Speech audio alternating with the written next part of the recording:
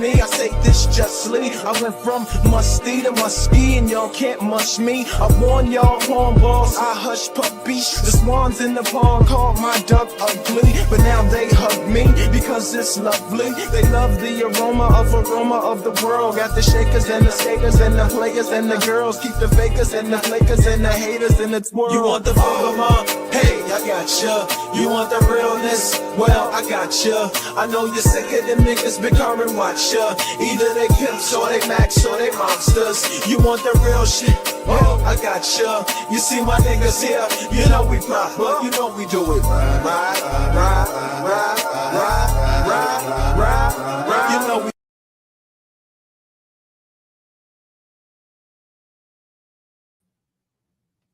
Hey, everyone. Hopefully you all can hear me, y'all. Now, I have done 2 trailer breakdowns for this movie. And anybody who has ever laid eyes on me and my channel, y'all know how much I love me some Michael B. Jordan. Y'all know that's my man. And he done crossed over into my genre. He's in this now? What? When I heard about this movie last year, I said, ain't no way I'm not going to be in there. I am so in there. Okay. I was ready. And of course, y'all knew I was going to be in the theater to see this movie. I would look, and I know it ain't just me. I have been waiting for this movie to drop since I heard they had a concept of an idea for a vampire movie. Oh, this is going to be good. You know how long I've been waiting for this? A long time. But y'all know, these type of movies, I can't talk about it alone by myself. I am not here with just me. I have some other fans of the horror genre. I have some other, creators backstage that love Michael B. Jordan. And we're going to break this movie down. So if you are new here, go ahead and give us a thumbs up and hit subscribe. This is a spoiler review. You have been warned. I am going to bring up the first guest. She is no stranger to the channel. We talked about disclaimer a while ago, that show from Apple TV, her real reviews. How you doing? Hey, Kwana. Hey, everybody. Hey, Kay. How you doing? Listen, I'm going to try not to cheese the whole time we're talking about this movie. Y'all, if y'all haven't gone and seen this movie yet, I just want you to know right now, you're going to get your whole life. Whole life. That's all I can say. That's all the words I have. You definitely gonna get your whole life and then some. And y'all, we have someone new coming to the channel today. She's a horror fan, and when I knew I wanted to do a panel to talk about this, I said, let me go ahead and reach out to this person. She hasn't been on the channel before, but I feel like she was gonna like this movie and that we deserve to have a conversation about it. Y'all go follow her. It's Fear herself. Hey, Nicole, how you doing? Hi, I'm so excited. I'm so glad you reached out to me. Like you said, I'm eager. I'm super with it. Too stoked. Really, really happy. And so yeah, I'm glad to be here.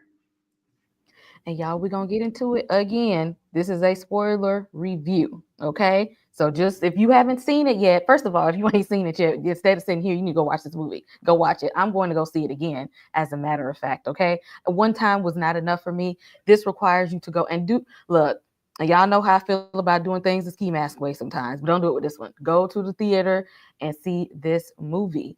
Let's see who we got in the chat.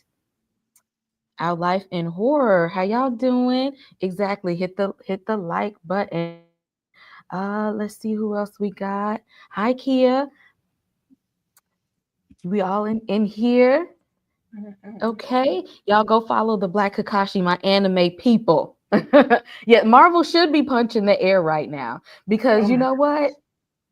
They fumbled the ball on Blade, and Ryan Coogler said, don't worry about it, I'll do it. He said, I'll do it. Y'all ain't got to do nothing. I'll come in with it. Just saying hello to everybody in the chat. Again, make sure you all hit thumbs up on all channels and make sure you're subscribed to this panel. Y'all, we are going to jump right into it. But if anybody that knows me, y'all know I like to start off on a bunch of foolishness. Okay. I start off. We gonna start off in left field, and we're gonna bring it back in. But because there is a new vampire in town, okay, I need to know before we get started, y'all. We got 4 black vampires here. Who is your favorite? Quana, I'm gonna start with you. Who we gonna win? I know how he is with interview now. Come on now. Why would you do this to me? Oh, okay. So to be fair, oh my gosh, I'm gonna still say Louis. Although, if we get a chance to see some more of Stack might just on the smirk alone, he might take the throne just off of the smirk alone. You know, he listen. I this is a hard one for me because I would have immediately said Blade, but y'all, Michael B. Jordan with fangs, I can't. There are no words. There are no With words. grills and fangs. Oh my gosh. At the same time, I don't know what else to say. That it does something to me. Nicole, who you got on the list? So I agree. I was. It's always going to be Blade for me, but Michael definitely has me a little caught up right now, especially this weekend. I definitely don't have to go ahead and pick Stack this time, which is crazy. Like I said, it's forever going to be Blade, but this is, after this weekend, I'm definitely a fan of Stack.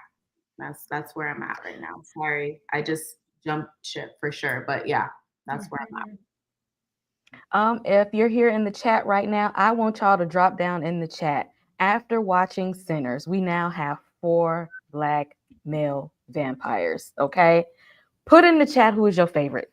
Okay, and maybe it might be somebody I ain't got up here. I want to know who is your favorite vampire now after watching Sinners. Let us know in the comments who y'all got. But moving right along, before we even talk about the movie, let's take a second to give Coogler his flowers for this. Because for me, he hasn't missed. He hadn't missed, okay?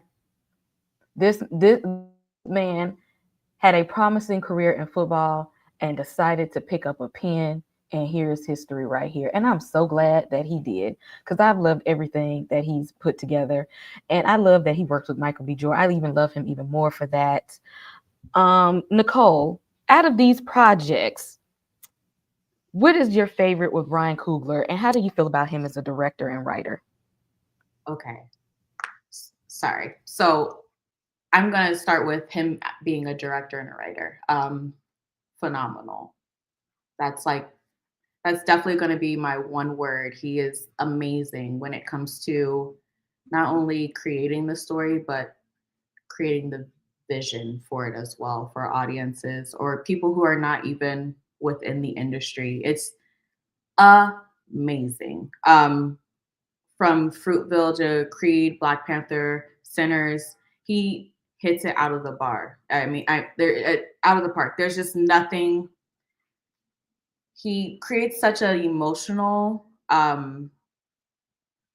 reaction when it comes to whatever genre that I'm looking at. Of course, being me, I'm always going to pick Sinners because it's horror. But a close second for me is going to be Creed. It's just his choice of cinematography, his cinematographer, the lighting, the angles. It like I said, it always creates an emotional reaction for me. So Sinners is one, but before Sinners, it was Creed for me. I have no words when it comes to Ryan. He can do no wrong in my eyes, unfortunately. That's where I'm at right now. Okay, we're gonna back up for 1 second because Mark just got here. Mark, before we go into talking about Ryan Coogler, I need you to tell us who is your favorite vampire first. Just give me your favorite vampire. Damn, already on me? After this weekend, can I rank them first? Okay. After this weekend, my number 2 is switched to Stack. Number one is Stack, Louis, Blade, then Max. But it's just something about the way Stack talks. You know what I'm saying? It's the way how he, before he even got turned, he knows how to get you to do something for him, and how it's just so. I don't even know what the words are. It's just charismatic is what I'm trying to say. He's very charismatic, even though he insults you at the same time, but he, still is like, oh, you know what, you just call me out my name, but I'm gonna still work for you though. You know what I'm saying? So they'll be mine.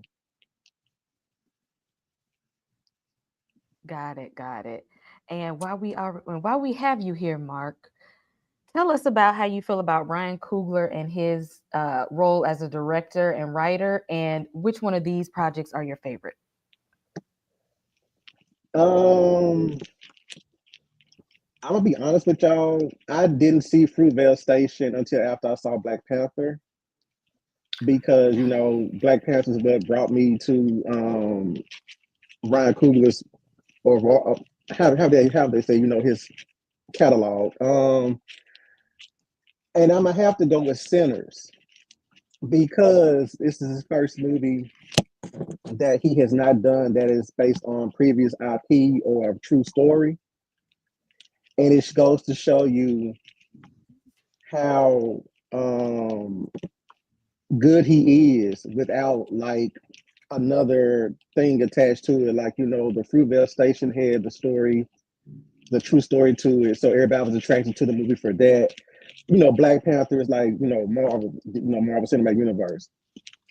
Creed connects to Rocky, and Ryan just came out and just said, I got some too.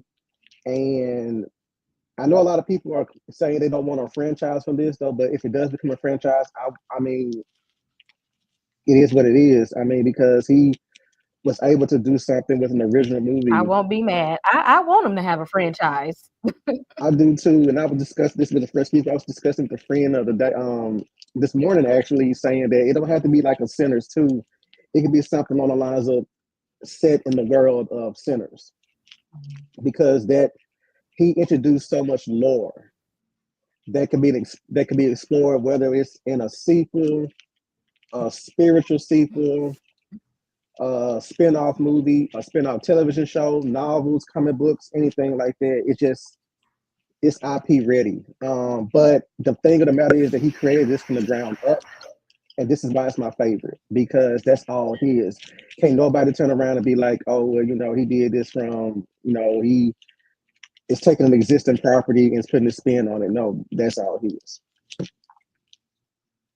Absolutely. Thank you, Mark. Shout out Yeah. Mark coming in clutch. Quana, how do you feel about Ryan Coogler and his direction, and what is your favorite Ryan Coogler project? First of all, I'm just so proud of this young man. I got him by a couple of years, but he just makes me so proud. So proud. When he was doing the press tour and people were talking about his accent, I was like, y'all shut your mouth. That man sound good talking. Look, what the old people say, shut up and keep talking. I wanted to hear everything he got to say. It's just so much, and he put so much history and black boy joy in everything that he does, even when it's hard stuff, that I just want him to win at everything. I feel for him like I feel for Kendrick. It's just so many people who are just doing stuff for the culture, and it's so good. That said, I find this is hard for me because Chadwick means so much to me, being from South Carolina, that I really want to say BP1. It's still my favorite, but only because we got the special sauce of, we still have Ryan with Michael, but we have Chadwick, and and just everything he meant to all of us. And so it's hard for me to like say anything surpasses that, but there's things that we can do with this that we can't really, like, you can follow the lore and the but we already know the lore of Black Panther. It's not hard to find that he didn't create that. This was all his ingenuity. And so I feel like I'm cheating on. I feel like I'm cheating on my man if I say Sinners, but I do feel like it's Sinners, but it's really like it's so close because Black Panther is so close to my heart. I love what he did with Creed though, because the fact that you very rarely find somebody who could take someone else's IP that they have long-standing IP and flip it and put fresh life into it like he did. And it's amazing. And Creed is amazing. Then he passed it off to Michael. So and then Fruitville is just great, but it's it's not rewatchable. Not unless you want to be on the floor somewhere huddled in the ball. But it's amazing. It's just not rewatchable. So I'm gonna say Sinners. Sinners is I'm gonna see this movie probably 4 times in the theater at least. Yes. Oh yeah, I'm definitely going again. I'm definitely going again this weekend. Ain't no doubt. And yet maybe I'm the only one that done watch Fruitvale Station multiple times. I just don't watch the end part. Okay, you skip I watch it all the way up. I watch it. At the last I watch it all the way up to when they go out. Yeah. Yes, because just because Michael B. Jordan was fine in the movie. You're gonna see anything that Michael is in. We know it's okay. A shout out to Monique 69 Ways. Y'all hit that subscribe button on her channel. Yeah, after this past weekend. Having 2 of my names in her name. It's definitely gonna be a stack for me because number 1, he had a grill. Number 2, he had fangs with the grill. I don't even know Ryan, however you thought of that, you thought about me, and I appreciate you for that. This movie had a lot of themes. And I know I don't even have all of them in here because the more I think about it and the more reviews I watch, I'm like, I forgot about some things. I want to know, Quana, what themes stuck out for you in this movie? What kind of overarching themes really hit home for you? I feel like it's really like the reclamation of ancestry and family, familial ties, being grounded in that, being a source of your faith. And we saw that in every single like the fact that he put that in every single character, even Bo and Grace. We had the familial ties for them and them being worried about their daughter, and we had every single character. It was something with their storyline that we never get to see, that where we see them connected to like a search for family and a search to reconnect to their family. And that was amazing to me. Oh, absolutely. Nicole, what was some themes from the movie that stuck out to you? Like mentioned, I definitely caught on to several themes. I won't say all because I'm still dissecting it myself. But what really stood out for me is definitely going to be music. That was definitely forefront for me. Culture and family dynamics as well. And Fate and Destiny, like mentioned, I could definitely see all the themes, but those particular themes, family dynamic, music, culture, Fate and Destiny, or Fate or Destiny, all resonated deep within me when I was watching it for the first time. Like mentioned, once I went ahead and kind of got online or on social media and was looking at different reviews and different breakdowns of the film,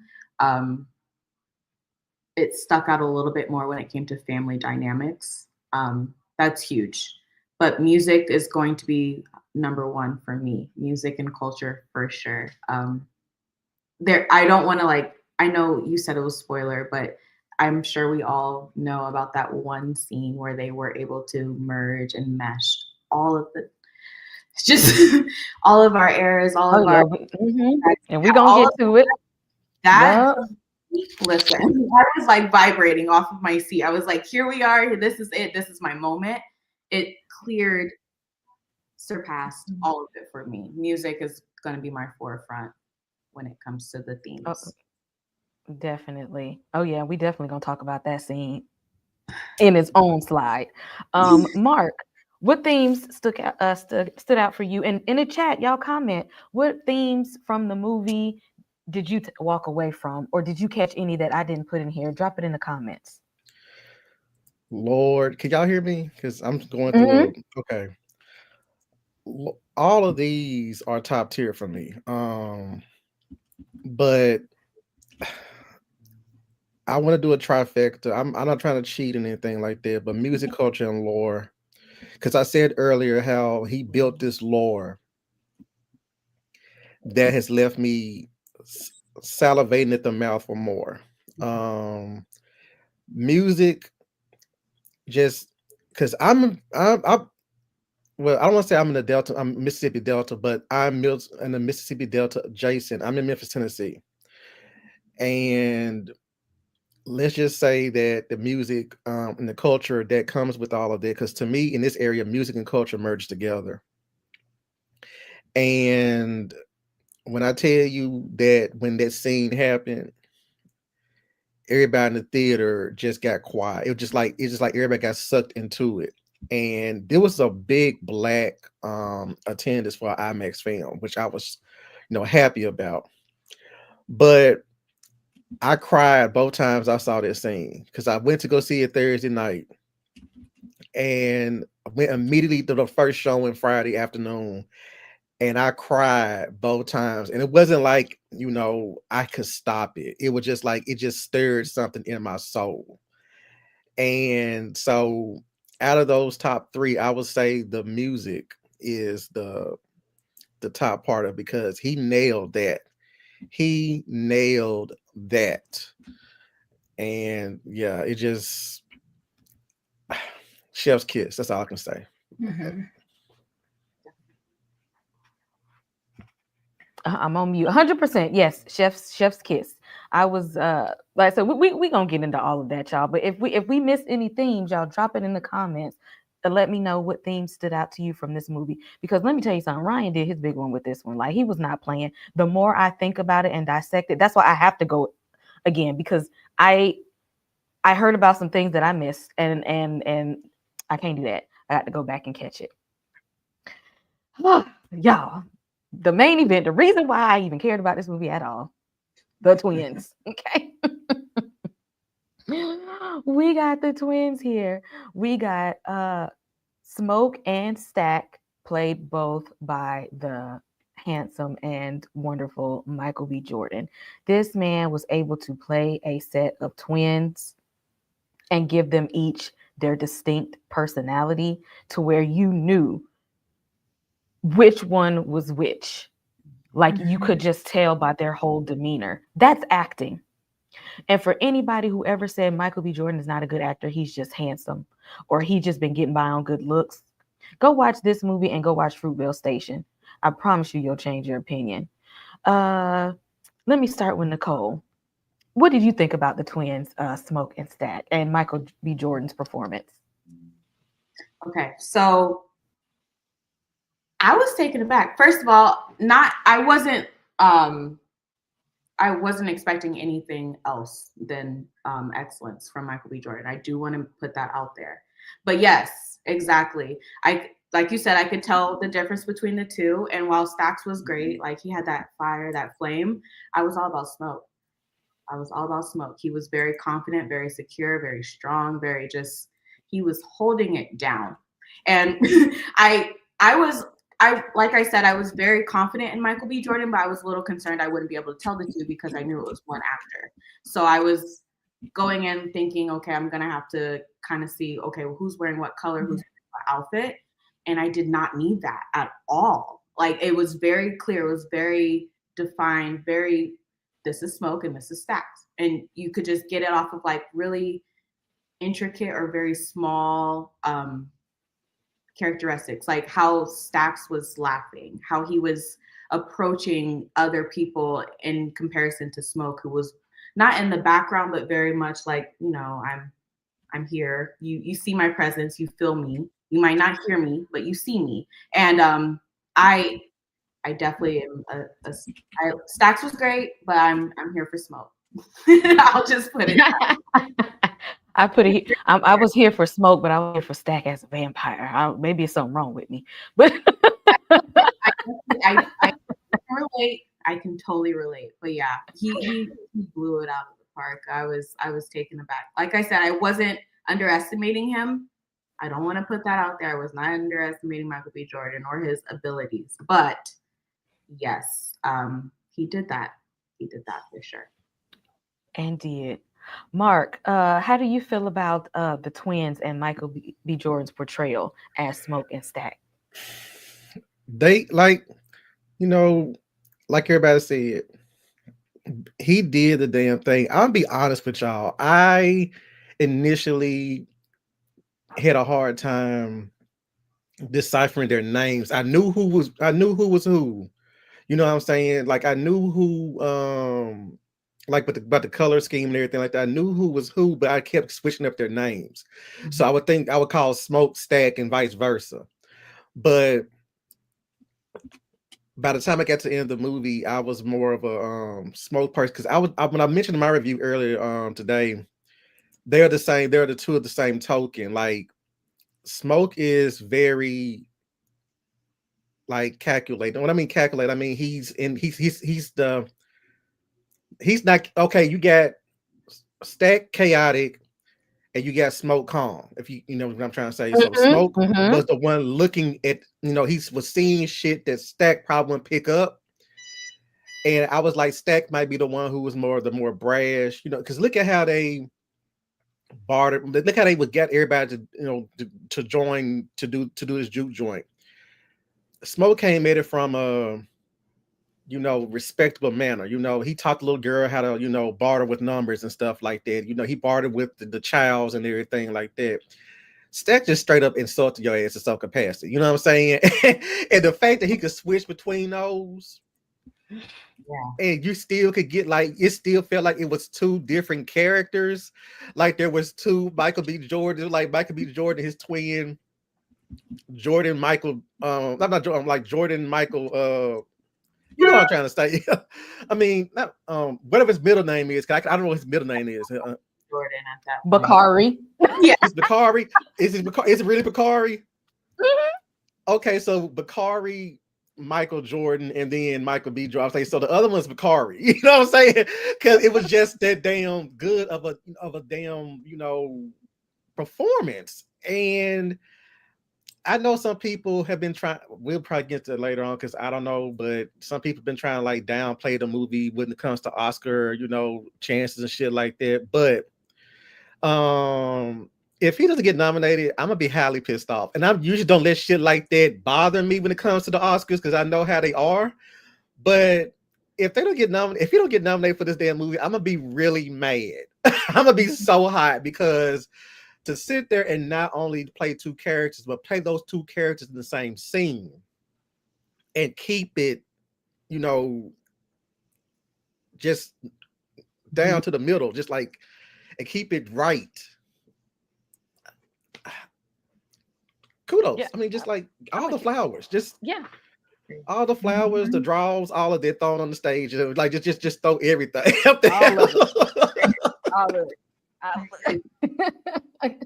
Quana, how do you feel about the twin? How do you feel about Smoke and Stack and their personalities? And did Michael B. Jordan do his thing with these two?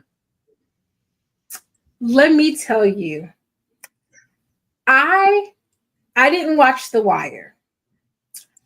I did not. I saw pieces of Friday Night Lights, but how I met Michael was on a little show called Parenthood when he was still just a young chap. Okay. And then, he came up through the ranks and was in, oh my gosh. Hardball? What's the found footage movie that he was in? Chronicle. Then he was in Chronicle. I remember him in all of those things. And he's always been someone for me who in the acting realm, depending on the role, was like, when he did Fahrenheit 451, but then it just really dawned on me, over the last 4 projects, how strong he's become. And he has been putting in the work. I really started to see it because I liked him as Killmonger. But what I really started to see it was Creed 3. When he the whole trilogy of Creed was strong, but Creed 3, I don't know, it was just something special in how he was performing in that I was just like, oh yes, he's locked in now. He's got it. He's found his rhythm. And this really, you could see it stretched him, but the collaboration with him and Ryan, it really worked and it melded. And this was, there have been different people who've done twin work before. This was so masterful. The two dynamics of these two men, it literally was like one man split in two. And for me, Smoke is the one who does it because he's more grounded. And I don't know, something with that scene with him and Annie was just like, oh my. I was like, oh my. We're gonna talk about that. Not getting from the back. Oh my. But we don't talk about that. But Stack is so smooth and so suave. And I would love to see really like something with them set maybe even in the 70s, because we see them in the 90s. I would love to see something with him and Mary in the 70s, see what they were getting into around that time. I'm trying to think like what was it, Studio 51 or Studio 54, whatever the name of the club was up in New York. Like, just try to think about them getting into those kind of hijinks. My goodness. But yeah, he did his big one. He did his big one. I'm so proud. Absolutely. I'm moving right along with the real star of the movie that we didn't even see coming. This was the star here. Good old Sammy, aka Preacher Boy. And you know what? And we're gonna talk about the end credits as well, because I stayed because I was warned to stay until the lights come on. And I didn't really get the very, very end credit until I realized that the end credit was probably Sammy at the start of the day. And then I have some theories after that. Mm-hmm. Quana, I'm gonna start with you. How do you feel about Sammy? Him making that decision that I don't want to do gospel. Yes, he did. Miles did a phenomenal job. I've seen a lot of buzz, and I don't want to be a Debbie Downer, because I think, I worry sometimes we ride these waves of someone really showing to the world, like, y'all keep doubting us. Look at what we can do. And then we ride that high for a while, and then nothing gets made for a while. And so I'm just praying. I'm gonna put this young man on my prayer list so that he gets more opportunities, because his voice is phenomenal. First and foremost, I went ahead and let me follow on everything. Let me follow this young man. His voice is phenomenal. I thought his performance was so good because he really brought in that innocence, and it was so believable. So I love what his arc means for the message of what the story is trying to say. And it was so necessary, because I don't think we could have gotten that message through Stack and Smoke. We needed Stack and Smoke to be exactly who they were. And we needed Sammy to be their innocent cousin who carried on beyond them, Absolutely.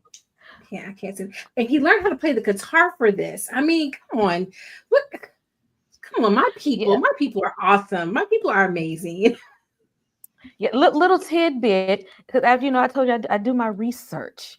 He said the artist heard that he was like an opening act for her, that she heard about the audition for this role and told him to go.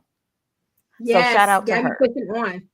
Gabby put him on. That's the kind of nepotism we need right there. I said, that's what I'm talking about right there. Bring him in.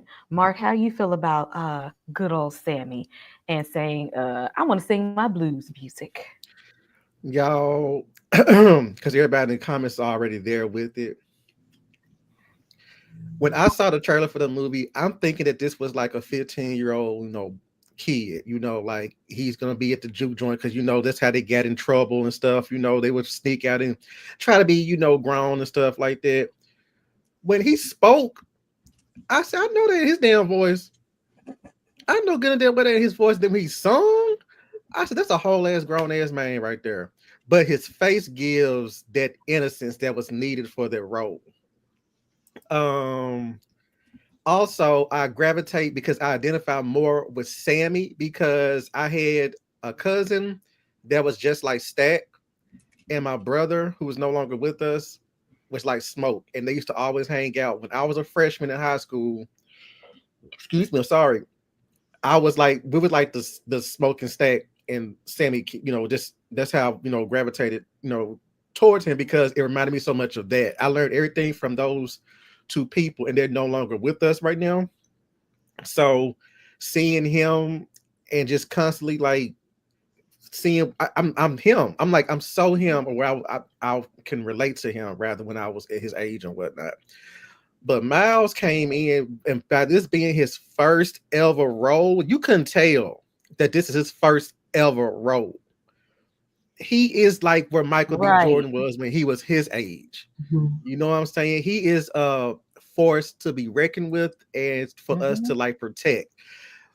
In the scene between when when Remick and everybody was trying to get them to come outside, like give me Sammy, and Deborah Lindo was like, no, he belongs to us, he's ours.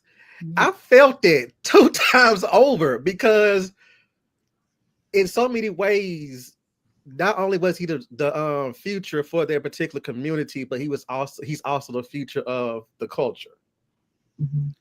So Sammy and I understood this plight about trying to pick between going the way of gospel and going the way of blues and whatnot, but he did his own thing and it worked out for him. So Sammy all Yeah, the way.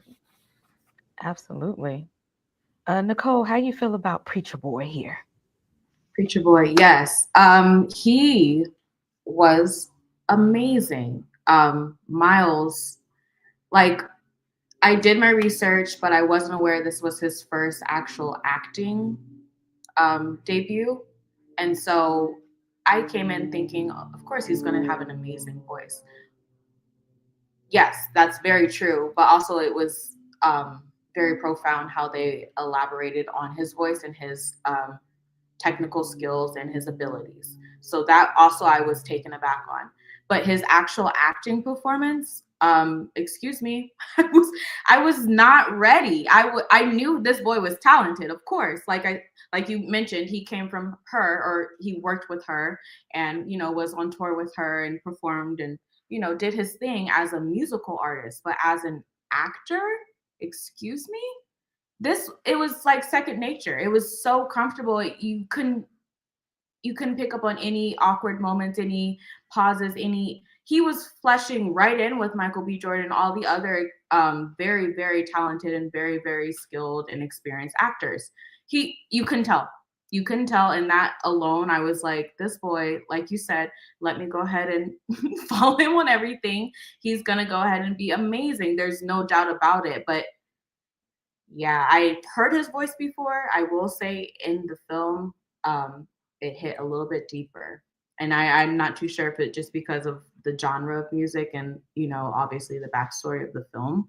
But I was moved to tears when I heard him singing. And like I said, I've experienced it before. But Sammy Miles, he was the star.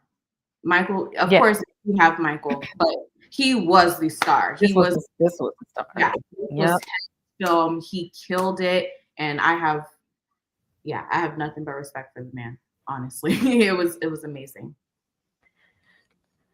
And here we go with the love interest.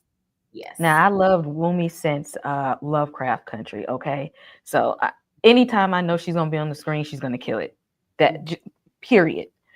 And she is, and I'm so glad that they included this in a movie because although we see Sammy's dad in the church, so we got that Christian backdrop, but we also have the root worker there too, and we can't forget that's also a part of our culture, the culture that was stripped from us, that we gonna take whatever is outside and in nature and see how that's gonna protect us, and that they included this, and that is Smoke's love interest. And then we have Annie, who is she's moving on up in the world, part of the Marvel, universe these days. And this is Stack's love interest. And she was pissed that he left. Like, you married me off, you left, you broke my heart. Like, I thought we had something. She was just not having it. And just lost her mom who helped raise Smoke and Stack after their father passed away, quote unquote. After the father died. Nicole, how did you feel about Annie and Mary and their relationship with the twins? Okay, so I will say twins are very similar, and I was expecting Annie and Mary, even though are not the same or whatsoever, to kind of have some kind of correlation or relevance to each other when it came to how they interact with the twins, which was completely the opposite. Annie was very, very tender, very, very loving, very, very nurturing. She was what we needed when it came to a female lead star, when it came to this role. Like, from her look to how she presented herself, how she held herself, how she carried her words, like, I'm sorry, perfection. I didn't need to see anything else. After that one moment with Smoke in the shop, and it was, that right there, I was like, this is exactly what we needed. You guys have no idea. Mary was great. Mary also held her part down, held her own in relation to Stack, I'm sorry. But Annie was my favorite. Annie is forever going to be my favorite. Mary did her job. I think it was really interesting when it comes to how the last 45, 50 minutes of the film kind of plays out, because she was the start of it all, kind of. Right. And it's also very interesting how her and Stack went on with their lives after the fact. But Annie, Mm-hmm. I can't stress it enough. We needed Annie. From her knowledge, her tenderness. We needed her. We Mm-hmm. needed. She literally moved the film along, and I can't stress that enough. Like I said, everyone was great. Everyone was awesome. Everyone did their thing. But Annie, to this day, I'm like, there would be no actual Sinners without her, and without her knowledge, and without her insight and how she's going to, hey, just to let you know, this is actually what's going on, in case you guys weren't aware. Like, every time she would pop in and be like, let me just let you know now, this is what we're dealing with, and this is how we handle it. And if it wasn't for her, there would be no plot. It just wouldn't keep going on. I don't know. But yeah, We always need that one person that knows stuff. You got to have somebody that know stuff, and that was her. she knew, she was calm and collected. She had her experience from then and the past and the future. Like, I'm sorry, she was perfection in my eyes. She was. Absolutely. Quana, now we got to talk about this. And I'm not one, because as a horror fan, I'm always one to be like, we don't really need love scenes in horror movies. Like, let's just get to the slash dashing. But in this movie, we needed this. We absolutely needed that. I said, are we gonna close the door, turn off the lights, close the windows, and that stuff? We're gonna do it out in the open. Ain't no shame. Ain't no shame in her game. In front of the glory of the Lord, they're gonna make it happen. Okay. Rumi is she's just so magnificent. Mm-hmm. She always is. Every time she's on screen, she's magnificent. She's sensual. She's beautiful. She's gorgeous. She's regal. She's all the things. And I'm so glad that she got to be all the things. That you can't write her off as just a magical Negro sage figure. Yes, she knew stuff, but she also was a lover, and she was a tender, and she was a mother. She literally was all the things. And so I'm just so grateful for her representation on screen. I wish we could have had more of her. I wish that there's a way to, bring her back. The scene at the end was, I cried. But when she said you could still feel my body, oh my God, I said, girl, don't you putting it on like that? I was blushing so hard next to my husband, y'all. I was like, oh my, I need to take some notes and get my pen and paper out. So she was everything. Haley is such a talent. She's been a talent since she was a little girl in True Grit. That's always right. forget she's so young. And so I think 100% she was phenomenal in the part that she played. And I think finding out more about her ancestry and her being able to find out more about her ancestry through all of this is so special. I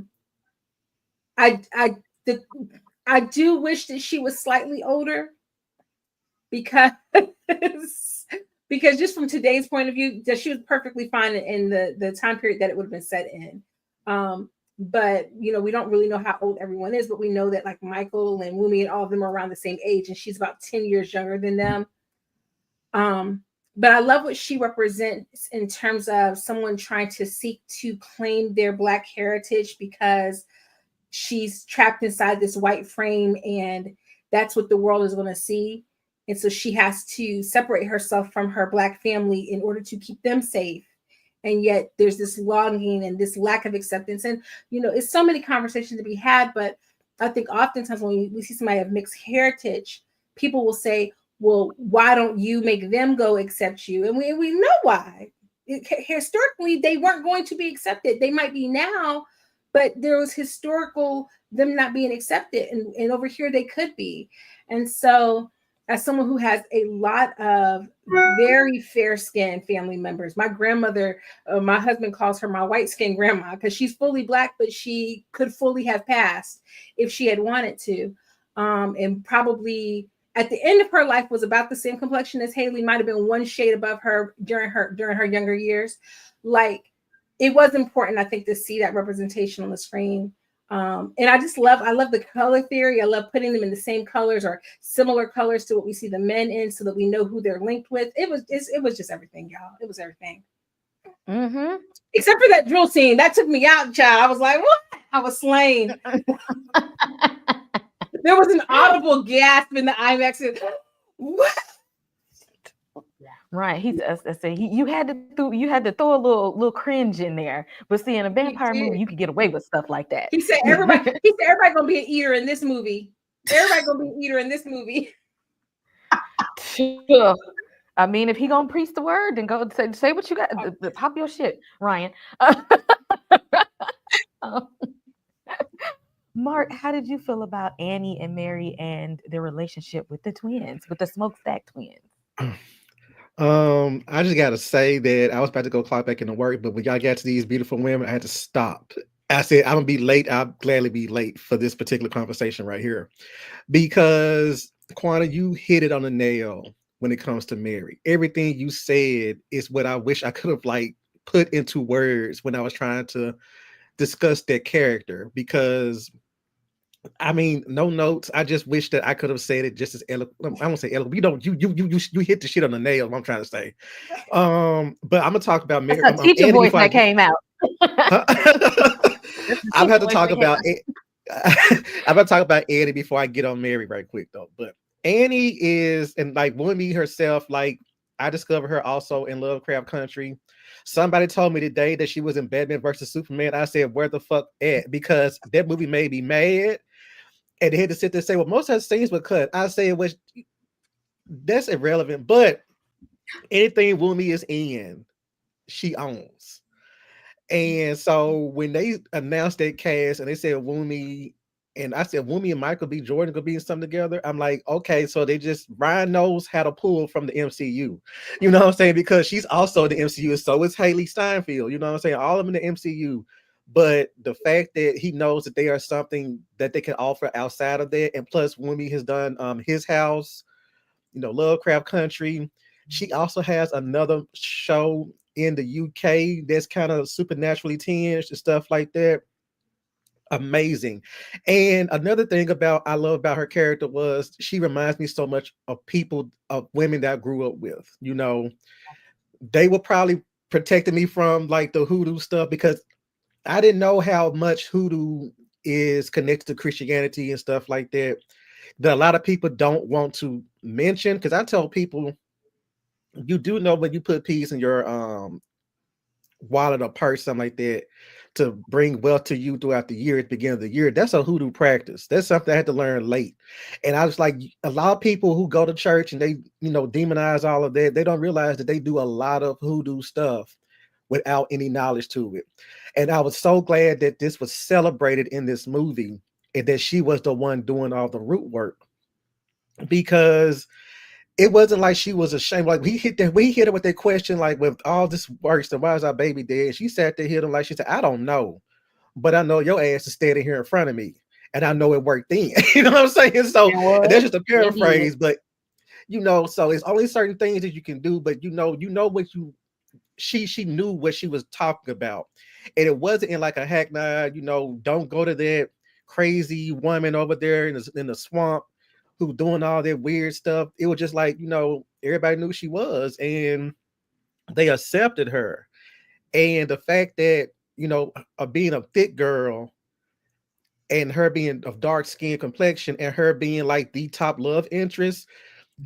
Just a little side note, because one of the things about Will Smith's movies that I could never understand was like, you always have somebody who is like statuesque. You never have like somebody that black women could relate to, all of them. You know what I'm saying?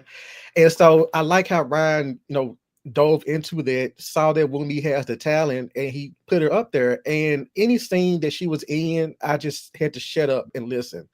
That actually goes for all four of the women in this movie. They ate up, and I don't mean like, what's the word I'm looking for? I'm not talking about in a cheesy manner. They just they just commanded the screen. And I feel like she did that excellently. And I know we're not doing the spoilers, but I just the another moment where I cried at, besides the moment where at the end of the movie, but when she got, and she saw who did it, she said, "Oh no, not you." That shit took me out, because she had to look at the face of the man that shared the face. It just took me out. And so Annie all day long. We need more Annies in horror, done right, because when they do put somebody like Annie's, the complete contrast to Wumi's Annie is, what's her name? Megan Good's character in that movie, that slasher movie, where she was the magical Negro, and they're trying to protect all the white folks in the movie and stuff like that. But she was so damn good. I could talk about Wumi all damn day long. She But I'm gonna don't go. miss. I loved her in His House, and I loved her in Lovecraft. Like if you put her in horror, she's gonna do what needs She's to be gonna done. do it. I love her to death, and I feel like, and another thing about this, she don't act funny about being put in horror movies and horror situations, stuff like this. She just takes it. And even in the MCU, her character in MCU, she is like a boss now. So she went from being a grunt to now she's a boss. So I love that about for her. Mary, when I was in the theater and she was like, she had that line when Stack was telling her, "Yo, if you don't get up out of here, I can have one of these women come in here and whoop your ass." She said, "No, you taught me how to fight. I'll beat up every bitch up in here." I was like, "Oh, wait a minute now." I was like, like, calm down now. I was like, but then I was chill like, out, little Hawkeye. yeah, they're like, just chill out, chill out, because they, I want to see how bad you can fight now, but we didn't get a chance to see that. So, but I get why she was upset, but I also understood her character and why she wanted Stack, because she knew that he wasn't going to be, you know, safe for her. In that situation, the whole scenario was just very, very dangerous for him and for her. So he was trying to protect both of them. And I saw that she finally realized that, and she could have easily left and went, but she was like, "No, I'm gonna stay with my people." You know what I'm saying? And another thing I like about Mary was the fact that, and Quanta, you mentioned this earlier, because has anybody here read Passing by Nella Larson? Yeah, I've read. I seen the movie. Yeah, so I remember reading it, and even I think it was a no, it wasn't. But anyway, I was just saying that she could have easily fell into that, and I compared actually Mary to the character from Imitation of Life, and how she wanted so much to be like, I'm finna utilize this, and just I'm ashamed of my mama, I'm ashamed of all of that, And Mary was the complete opposite of that. She was like, yo, I know who I am.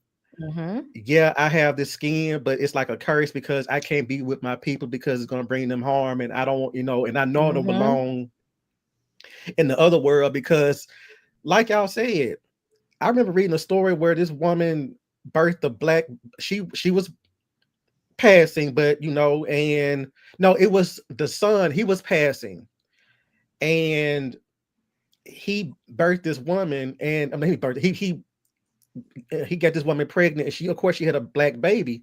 They beat her ass to death for lying, even the whole entire time it was him that was actually black. And so stuff like that happened. So that's why I was like, I'm glad that she actually knew this, because she could have easily sat there and get their get out of jail free card and been like, hey, I could pass away, I don't need to be around you motherfuckers, you know what I'm saying? So I love her. I love Hailey Steinfeld. I loved every scene that she was in, even when she gave my favorite line of the movie, which is, "We gonna kill all of you." We gonna. It's, I don't know. It just, the way she delivered that reminds me of Jane Levy in Evil Dead 2013. Y'all gonna die tonight. It just sends chills to your bone. You know what I'm saying? So yeah, I'm sorry. Moving right along to some this movie had heavy hitters. I don't care what y'all say. This movie had some heavy hitters in it. We got Delta Slim and Cornbread. Delta Slim said, these people gonna pay me every night. You gonna pay me for one night. Okay. What can you do for me? Then we got Cornbread. Cornbread was in the cotton fields with his pregnant wife. They had to put him in the truck and said, I'll pay you enough that you ain't even got to work. I don't care about that. And the scene with Cornbread trying to get in, y'all, this is the horror that I'm talking about. I live for stuff like that. I completely live for stuff like that. Nicole, how did you feel about Delta Slim? Because Delroy's a legend. He a whole legend. And Cornbread, especially that scene where he was trying to like invite me in. Well, Delta Slim was the comedic relief that I needed for the film. Like, I was kikiing the whole time. Every time he had something going on, I was living for it. Cornbread, that scene where Cornbread's asking to be invited into, and where's my money? That whole situation. Listen, I've seen it. I saw it. I saw the trailers and the previews. I was prepared. I still wasn't, actually. He went and reached and gave them, and listen, once the action hit, I wasn't screaming, obviously, but I was definitely like, ooh, this is now very exciting. I knew he was a vampire, but I didn't think he was going to take action like he did against Smoke. So I was anticipating some kind of, let's pop off type situation until he actually did it. But I do actually want to go back to Delta Slim. Him sacrificing himself. Yes. The makeup. Yes. The audio. Yes. I could go on just about that one scene. From, like I said, the makeup on his arm, the camera angle, the top angle where it's his body laid out and everyone's surrounding him and feasting, and then also the audio of everybody feasting as well. It is chef's kiss. Sorry, I get into that kind of detail a lot because the gore is what I'm here for. So yeah. The way he went out, I was like, this is what I'm talking about. I literally sat up in my seat and I was like, this is what I'm here for. Literally, this is what I came for. But Cornbread obviously did his job. I will say, when Stax, approaches him in the field and that back and forth between him and Cornbread, and hilarious. I needed it. It made it perfect.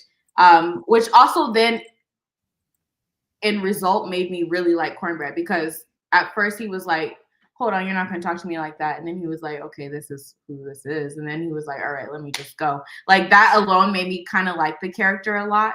So once he got Guy, I was like, oh no. But it definitely sped up the pace when it came to the action, horror, and thrill of it all. So I think they did what they need to do. I'll put it that way.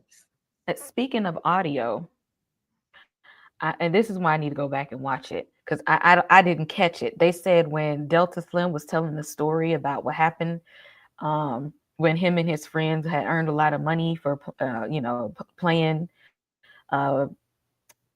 music for these group of people. Mm-hmm.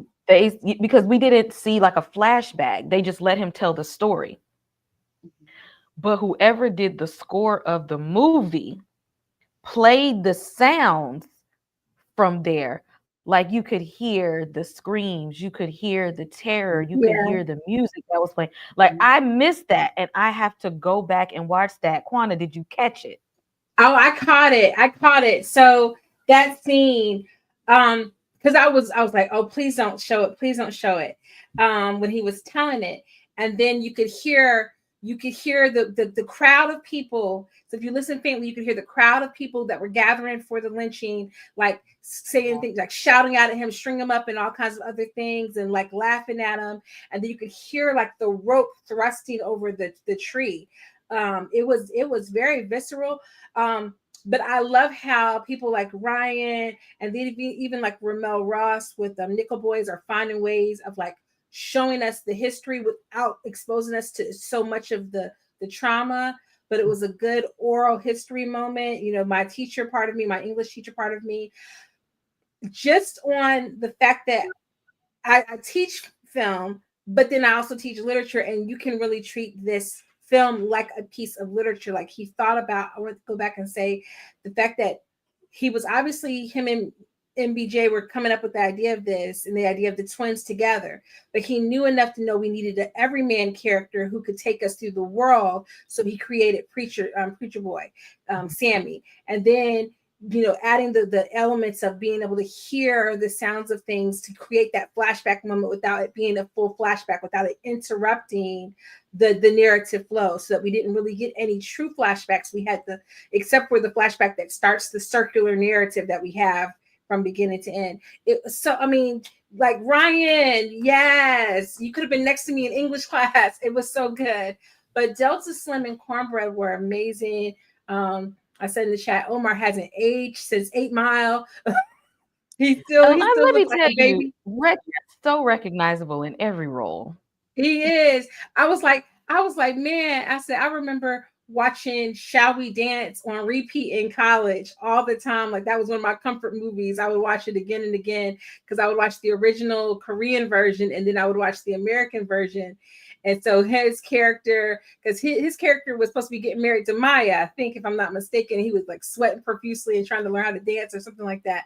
And I would just watch it again and again. So he hasn't aged a bit. Delroy is just, I always forget he's British. I always forget he's a Brit. He's so amazing at playing Americans that we just let, we need to go ahead and give him an honorary. he can slide wherever he wants to. Any cookout, barbecue, whatever you want to go to, Delroy, you can come to. But they were so necessary to ease some of the tension. And for me, it was good because you know how I feel. I love a good horror comedy moment. So it gave us those comedic moments that we could kind of break. And that's also reflective, I think, of the culture, because we don't take anything too seriously. Like we're going to be sad about something for a second, but then we're going to find a way to laugh at. We be at a funeral and we go 2 seconds after they done carried the body out. We cutting up and saying, you remember when he did da-da-da-da-da? We cracking up on the sidewalk. So it felt like that. It felt like it reflected that, having them in there and having those comedic moments. Yes, because see, this is how I know Ryan Coogler know black people like Jordan Peele knows. For real, he knows for real. He knows that we need a little comedy in there. We need just a little comedy to break the tension up. Mm-hmm. Mark, how you feel about Delta Slim and Cornbread? Well, Delta Slim reminds me. I tell you, we all know that we have people like Delta Slim in our lives. My parents, my parents and my family members used to have like these gambling card games every other weekend, and there was a lot of Delta Slams at these events, and that's how you find out about a lot of stuff that happened, back in the day. And I had to do a research paper on one of those people and hearing about lynchings and working the cotton field when Delta Slim was recounting all those stories, especially when they drove by the chain gang and stuff like that. And it was just like, I'm like, he's gonna give us a tale because he has so many to tell because he's seen so much. And even when he saw the talent within Sammy, it's kind of like that was his I don't want to say watcher per se, but it was kind of like his, mentor. Even in that short amount of time, Sammy and Delta Slim became kind of close. You probably didn't see it much in the movie, but you kind of feel that for them to like when they did the performance together, Bonded it's kind of over it's music. kind of like they both knew each other's, strengths. And Delta Slim could have still been like, the little nigga don't know what he talking about. He just smiled, but he was like, no, that's talent, and I'm gonna make sure that he is shown. That's why he said this on, hey, tell them where you from and what you can do. It just that type of yes, he was a father figure. Because think about what his dad was doing. His dad was trying to discourage him from his work, from his talent, and Delta Slim was like, no, you can be something. And so it's just, and the fact that Delta Slim did some, when he made that sacrifice because he knew how important it was to get their boy, out. So it just, I loved him for that. I love Delroy Lindo for anything he's in. He's just amazing. Now Mhm. Cornbread, we all know some cornbreads. Omar Miller did it, and this is one of those situations where it was just like no matter what part of the movie he was in, he knew the assignment and he delivered it. And even like the little small scene of like, oh yeah, come on in, come on in, have fun. Where my $2 at? It was like it would no like it was like he didn't break a sweat. It was just like, where my $2? You know what I'm saying? It was just like little small stuff like that is just very, very talented. And I love anything Omar's in pretty much. So yeah, I love both of them. I love them both. Yes, very old school classic actors. Okay, these are superstars in the black community. Okay, if it's a black movie, you're gonna see one of these two in it. Now, here's where Mm-hmm. we get to a turning point in the movie with the Chows. Okay. See, at first I was cool with the Chows. They said, we got the sign, we're gonna give y'all, we got the flowers, we gonna provide y'all with the catfish. And both of them let me down. Both of them. Mark, while I got you, tell me how you feel about the Chows. Okay, y'all gonna be mad as hell at me. I can already tell I'm gonna get cussed all the way out by all three of y'all. Now I liked how they were able to cross the racial barrier, like that whole scene where they showed where Lisa went to get Grace from the white side of the street and bring her over to the black side. I kind of liked it, and I kind of liked how they were with the shit. If you get what I'm trying to say, they were like, a we can work with y'all. Get yeah, you shot this dude in the ass and stuff like that. We're gonna work with you and stuff like that. And they seemed like they had like they went up they went back a long ways with the Stackhouse on that Stackhouse shit, the smokestack boys and whatnot. They provided the food, a lot of the stuff and everything like that, and they just seemed like they were with it. Now Grace, I know a lot of people are mad at her. I know a lot of people are mad at her. Um, But I'm not gonna say I would have done the exact same thing that she would have done, but I would have. I was with her with we got to take them all out before they get to the town because they get to the town, we're fucked. And I don't want to get into why I was okay. So let me explain it because they were doomed no matter what. They just didn't know it until they was told by the vampires and everything. But I would have wanted to take all of them, as many of them out before they got to the town, because when I watch stuff like this, siege movies with demons and vampires and stuff like that, or some type of chemical getting out and it possesses people, the first thing I go to is like, what would I do if I was in the situation and knew that I had to sit there and protect my folks? You know what I'm saying? Like, I don't want my folks to die by this type of bullshit. So I would try to take out as many. I would try to contain the shit as much as possible. So I get why she did what she did. I would probably have waited a little bit longer because we don't know what time it was. We don't know what time. We didn't see not one clock on the wall. We didn't sit there and say, girl, if you just wait for just a couple of hours. But I don't know. I actually understood why she did what she did. I just wish she had waited just maybe another 30 minutes or something like that. But I don't know. Nah, But because it's F them kids. no, Stay in. Stay in. no, Stay see that's. in. I mean, I get it, but I get what she was trying to say, because it was like, I explained out that we get deeper into it, because now I have to explain why I feel that way later on when we get deep into it. But I explained it later. Nicole, how did you feel? Did you feel that she was right for trying to stop all the vampires from going out into the city when they threatened her child? Or do you feel like, she should have stayed put? And like they said, we just got to wait. We ain't inviting nobody in. We just got to wait it out till the sun come up. What would you have done, Nicole? Honestly, I'm torn, because I get both sides. Maybe I'm torn in three ways, because honestly, if I was with her and she was like, I gotta go, I just would have kicked her out. But in the same breath, like, at the end of the day, they're going to come get us. So like, we gotta face the fact that we're either gonna nuck till we buck, like, like, we gonna fight, or we just gonna wait until they get us. But then at the same exact time, I'm kind of like, we could have just waited it out. Like I said, I'm definitely team fuck them kids, but at the same time, I'm definitely team kick her out.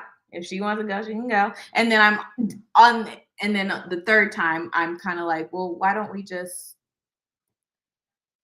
I don't know. There's no making peace when it comes to this. Realistically, like, honestly, there's no film if we're just sitting around. So like, I'm torn. I don't have a side. I will gracefully just sit this one out. My apologies. I can't pick a team. I can't. No, we would have still had a movie. Michael B. Jordan was still in it, and he had his arms out by then. Yeah. That's the movie. Yeah. I really feel like they should have just let her go with her husband and her child. But I mean, that's me. So. Got it. Right. Quana, how you feel? What would you have done in this situation? Do you think that she was right in saying let's take them on now before they reach the town, or was you mad that she did what she did? Was it betrayal?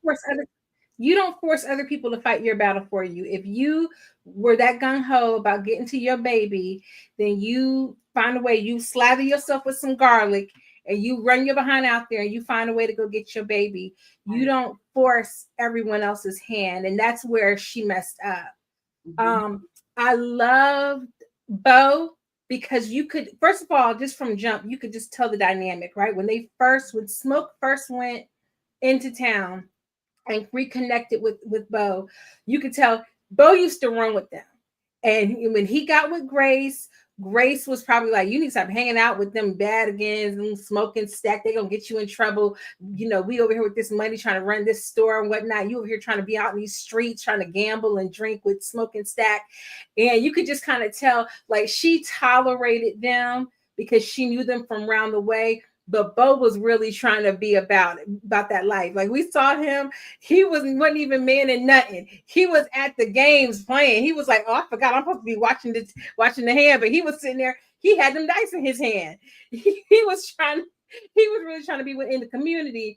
And she was trying to be more like, no, this is what our legacy is, this store. These two stores right here, you over there on the black side, I'm over here with the white people, and this is what we operate in. And you could see that in the dynamic. And I think one, it was really important because Ryan is talking to some of the tensions that happen with like the Asian community and Black community, where it was easier in many ways for them to have ownership of things than it was for us without being as harassed or as strict, because it wasn't like they weren't, but maybe not with the frequency. It was a nice little, as the actress even said, they often got to be a go-between. And the problem with that is when you buy into the white supremacy side of it, where you're getting those white people are pouring into your pockets, you kind of start believing the hype a little bit. Now, I don't think that's what we saw play out per se, but I think she was just there to kind of represent that. But at the end of the day, yeah, she should have. That's your man out there. I'm so sorry to you that the vampire man done got in his head, and now he's talking about he know how you'd like to be licked in Chinese. That was some dirty work. I'm saying Ryan was so shady for that. You nasty. He said it in her language too. Talking about, I know how you like to be licked, and he's saying it in Chinese. Oh, pearls clutched. Let me find out on the low. Ryan Coogler a freak for real. I mean, this movie shows. I'm let y'all know. He said, "Y'all see my pregnant wife up here in the movie? I'm gonna let you know how we made them babies. Okay, I'm gonna let you know right now. I was putting in that work. Period. We gonna make all these men generous men. You're gonna know they good men. They generous." But that's the word for it, generous. She was wrong, but because she should have sacrificed herself, especially because look what happened. It literally, they was in that bar 3 seconds and she was gone. So she should have just figured out a way to go about it on her own, or realize that, hey, Annie is the one who knows some stuff. Let me listen. Let me lock in with Annie and do what she says, because if we all die, nobody's going to save Lisa anyway. That this comment, somebody said the devil has Duolingo. No other languages. Hilarious. That man said, "I know how you like to be licked." I said,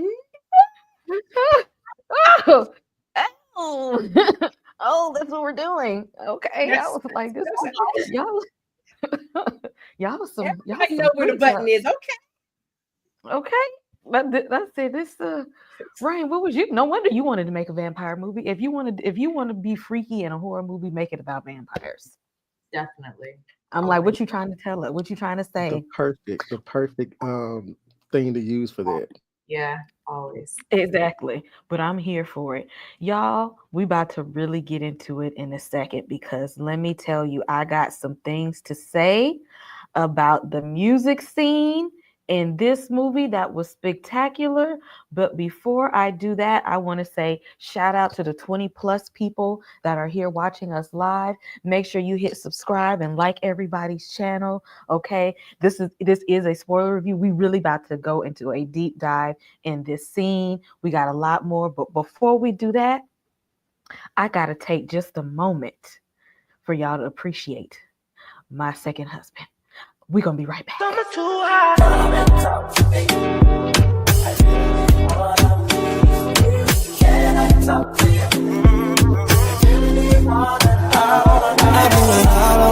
get it right back. She put it all on me. I couldn't fight that. She love when I put on it when it's time back. You know it's hard to get up out it. I get sidetracked. Shake something, left, right, control it. You know who to call if you're on it. Right on it. Green light, me. Really don't dance, but I know that you can. Fucking up your plans when you're about to get nasty. Then I hold up them glasses. Summer too hot, got to fuck it up. It's a mood right. Is it wet enough? I gotta move right. It's a level up. Let me hit it up. Took a few times. Summer too hot, had to double up. Shot it too high. With the double button, we should both slide. Summer too hot.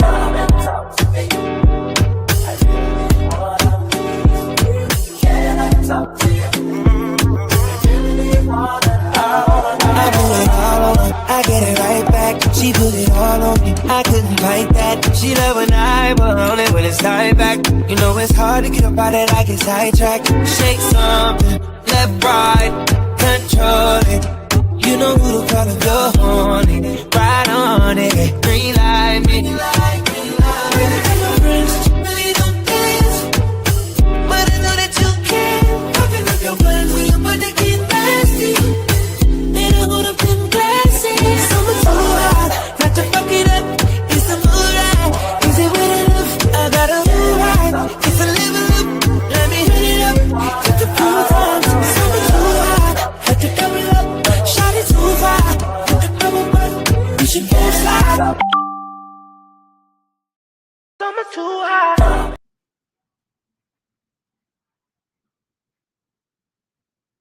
Any fans out there? Y'all are welcome. I just needed to spotlight him one good time. Quana, the music. Listen, when they had the scene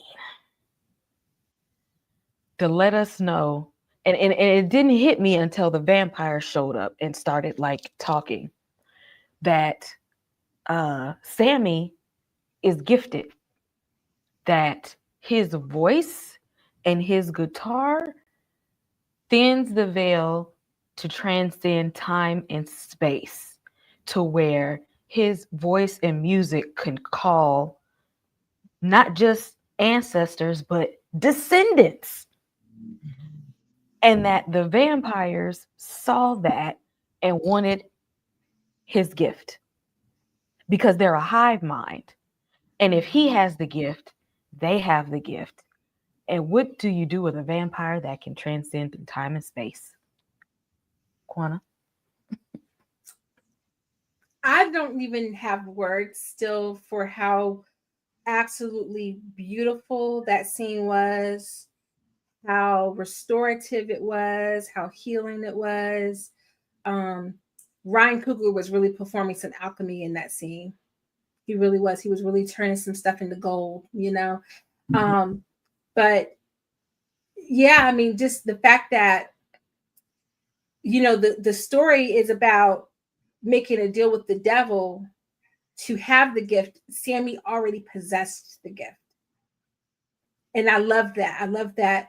I think people miss that part. I saw someone today was kind of trying to suggest that Sammy, that maybe he had made a deal with the devil earlier. And I'm like, no, the whole purpose was that gift was God given to him. That was his gift, that, you know, anything that's going to tie you to the ancestors. And that was the whole reason why Remick didn't have that gift. Because if Remick had the power to give him that gift, he would already have it. He didn't have it. Just like Annie said in the lore, right?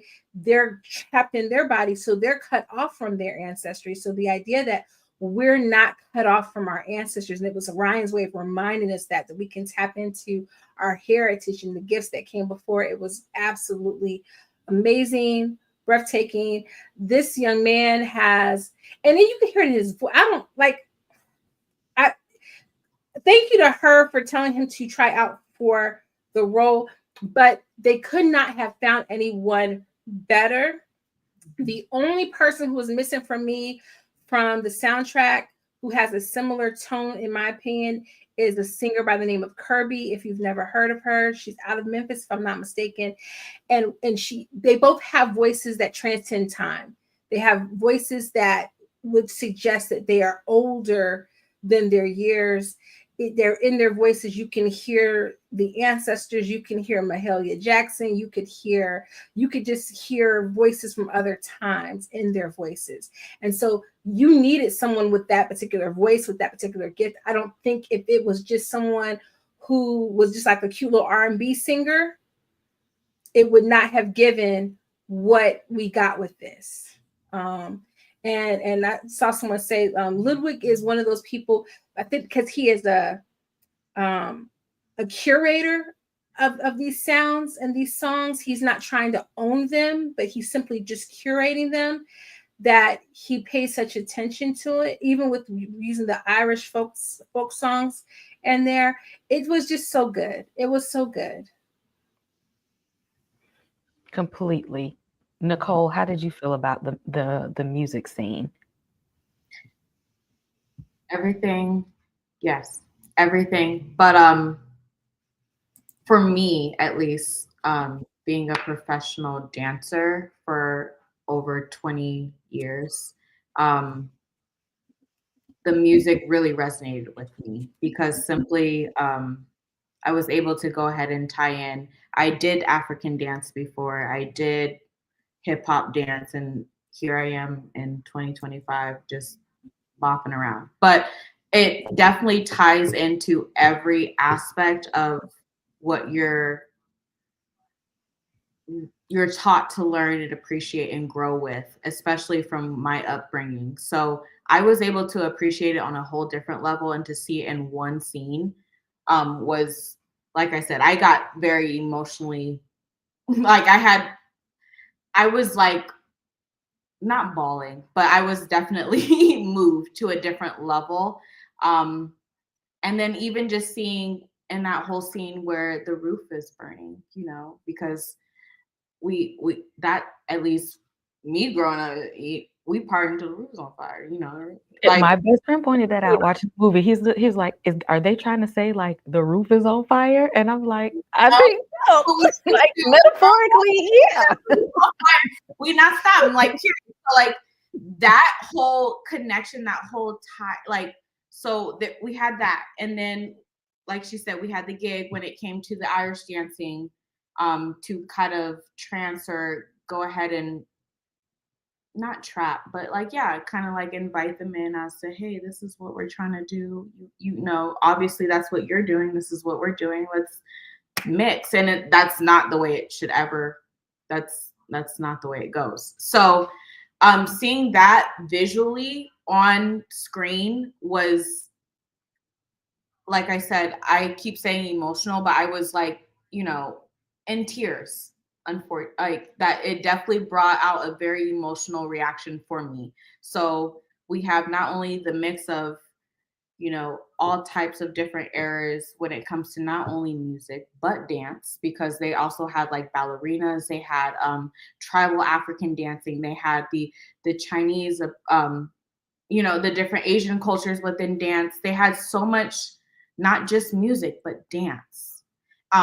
So once you go ahead and flip all of that and mix it all in, and then you bring in The Roof is on Fire, and then outside of that, you have someone looking in who is just gigging, trying to get in. It kind of just, as a whole, and sorry, I'm probably making no sense to everybody, but as a whole, because I've been in front and behind the camera, it was magnificent. It was something, to this day I really can't explain or describe in words. It's one of those, like, you definitely have to see and experience it for yourself, and then try again later, until you can really, really resonate and really understand what that particular scene is bringing out, because it's a mix, whether you're just musically inclined, whether you're you play instruments, or you sing, or you dance, or you just simply observe. um it was moving. It was very, very moving, between that scene, The Roof is on Fire, and them being outside of the party that you can't get in. um it was cool. It was cool. And to this day, I'm still like, hey, I'm probably gonna see that, like you said, 3 or 4 more times in theaters, just to like really get the whole encompass of it all, really to feel the magnitude of it all. Because, like I keep saying, being there, experiencing that, dealing with that, dealing with all types of different cultures and dance practices and techniques, to this day, I'm like, there's nothing that really tops that scene. There is nothing to this day that tops that one single scene. It's so profound, whether you're coming from behind or front, whether you're interested or not, whether you've dealt with it or not, you've experienced it or not. You can't tell me you can sit and watch that scene and not feel anything. And Filmmaking at its finest. exactly. And that's literally why I will stand and die on that hill, that the music, that theme it's out of this world. That the music alone, the music and the culture, once you tie those two, I get what everyone else is saying, but that's what gives me chills at the end of the day. As a horror film, which is also very profound. No? Like, sorry. Sorry. Oh, That's absolutely. It made it even that much more chilling because you see like these Black people in there and our culture and ancestry and descendants, like the veil has thinned, that we're connected from past, present, and future. And correct. these vampires are like, oh, I Let's, want some of it. yes. No. No. And that's what they Yeah. kept repeating, whether it was the beginning of the film, the middle of the film, and the after. We have this talent that not only connects our past, but our present and our future. And that scene in itself, that was it for me. I'm like, that was it for me. Amazing work. Mark, how did you feel about the music juke joint scene? Is it Nicole? Yes, Nicole. Sorry. You said you didn't make any. No, you made perfect sense. That whole entire spiel, and I mean in a great way, because you put into words again, like what I said with Quanta earlier. Y'all are on it, because there's no words that could describe when Sammy started singing "I Lied to You." You already knew the song was going to be good. You already knew, you was already in it. You know, it's like you was in the juke joint with them, you vibing with it. And then when that echo came in, they started doing the flashes to him talking to Delta Slim. You knew then. And so when they start showing the tribal dancers and the tribal musicians, and then this shit switched over, I'm getting upset again. Not upset, but just like getting chills talking about it again, breaking it down. And then when that damn electric guitar came out of nowhere, and then they panned it back, and you saw the damn turntable, and then they panned it over, and then you saw the damn bounce movement, the twerking in the kitchen. I felt like I was on something. My face was wet, and then they sat there. They added in the Chinese dancers, and then they took it back some more. There was the guy with the mask, the white mask with the little, a guy beside me said, "Now this motherfucker is speaking truth," and he'd have put this motherfucker in there. And I was like, "Who is he?" Because I'm like, I feel like I know this deity, but I could never, I didn't know what his name was, what their name is. And then when they sat there and just the roof like started burning up, oh man. You know what it kind of reminded me of with the roof burning up? The beginning of House Party. You know, they partied so hard the roof literally came off the fucking house. I said, oh my God. And like you said earlier, it's like everybody's in there minding their own damn business, being free in this Jim Crow era where they are always subjected to, you know, white supremacy and everything like that. That one moment, everything just coalesced, and it was just like a breath of fresh air. And then they standing outside, like you said, looking like, And it always reminds me of like, they want our culture. Yeah. And I said they're out here culture vulturing. You know what I'm saying? Like, they could probably mind their own business walking. Because another thing, we didn't have no white interference in this movie, except for, you know, them buying the shack at the beginning of the movie. Once Hardwood left, that was it. You just saw their life, their Black life. And I always tell people that this particular scene is the linchpin when everything turns left for them. Yep. So, and even just the opening song that they played when they revealed the twins, the sound, the score, it just made me feel so like that shit resonated with. It went through, like, it hit all the pressure points in my body, and I was like, it's like the music itself is a character in the movie. Yeah, it's like his own personal character.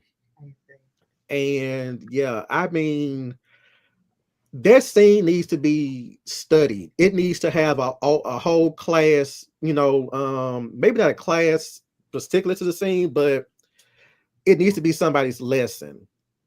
in their classroom That to scene sit needs there and to break that get down. a Grammy and an Oscar. Yes. Nothing.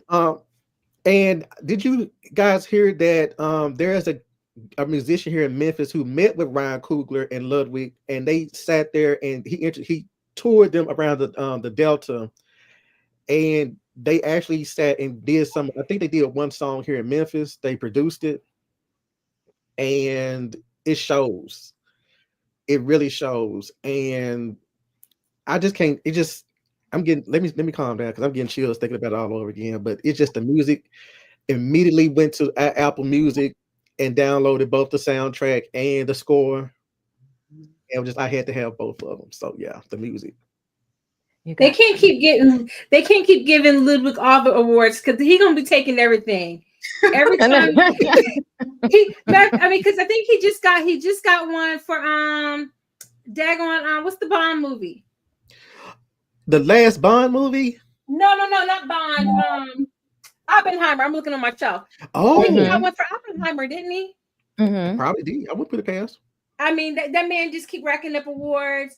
That was amazing. I just wanted to point out that it was an homage to the Sugar Shack. So if you've ever seen Good Times, or I think Marvin Gaye had it on the cover of one of his albums, it was an homage to that. But you know, it just popped in my head while we were talking about. It reminded me of Mark. And so I'm gonna give you your flowers now, because when you were talking about how just impactful it was, and how it led from them being in the car to then that scene and us getting to see like the slow reveal of how good Sammy's gift being revealed. It kind of on the reverse reminded me of Sucker Punch. You know how in Sucker Punch we never actually get to see her dance? Yes. That same music plays to let us know when she's dancing, but we never actually get to see it. It was like, and it's the one thing that after you leave the movie, if you're a fan of the movie, because some people didn't like it, I liked it. But if you that's the one thing that you always wish, like, dang, I wish I could have seen what her gift was, how powerful her dance was, because obviously her dance allowed her to transcend. But this was like the ultimate payoff, because we actually got to see his power realized. Yes. So it's kind of the reverse of that, and just showing you how music can really play on multiple levels. I just had to throw that in because that popped in my head. Oh yes, the good parallel. His voice was so powerful.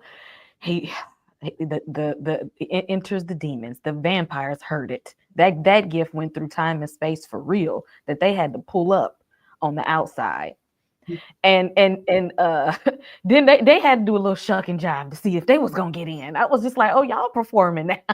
Y'all doing a little tap dancing to see if they're gonna let you in.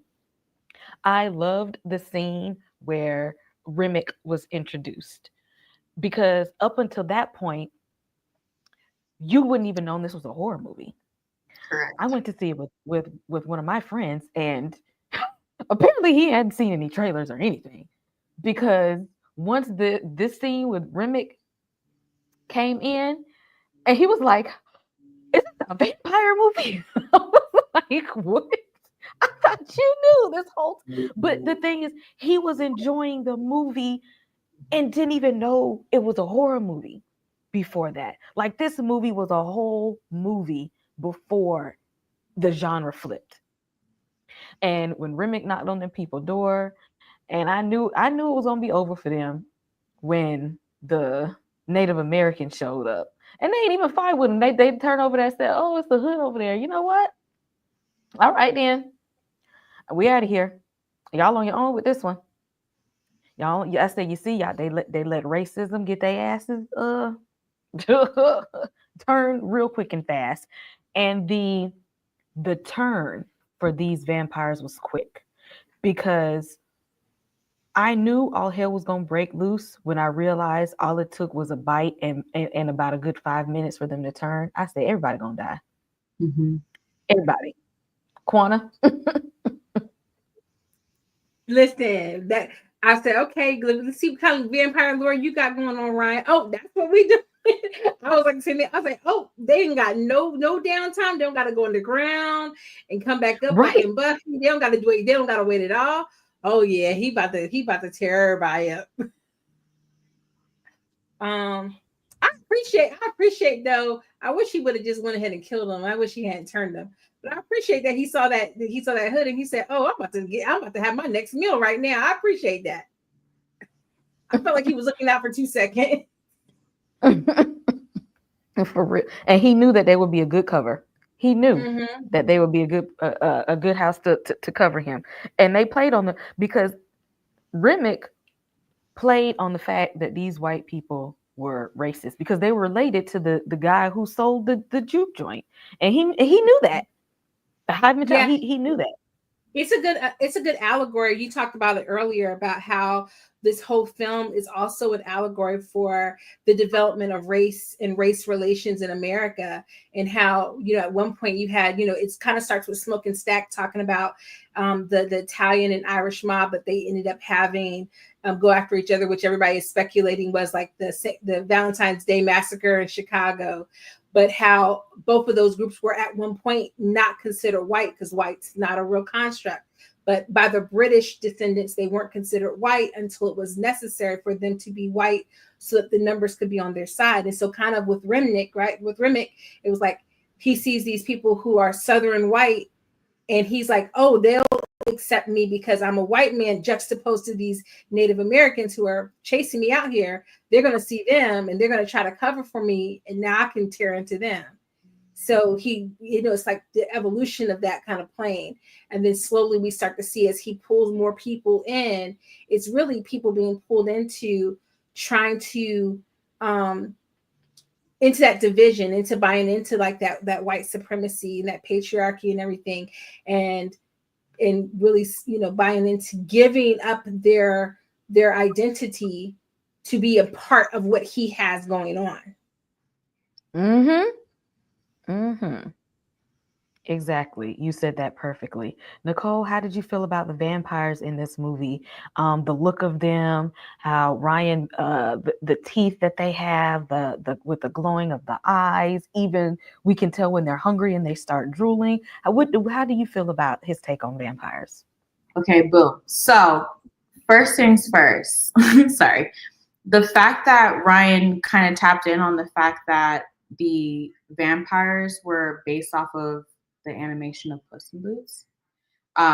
So from the demeanor to the glowing red eyes, things of that nature were like something I really keyed into because, at least from my experience, I'm used to vampires being very extreme, very like, well, it's obvious they're vampires, whether it's glittering skin or like extremely long fangs or something of that nature, you know? So that was really cool to like tap into. They're very low key, but still vampire. I love that. It wasn't over exaggerated, but also like she was saying, it was really cool because on Spotify they have,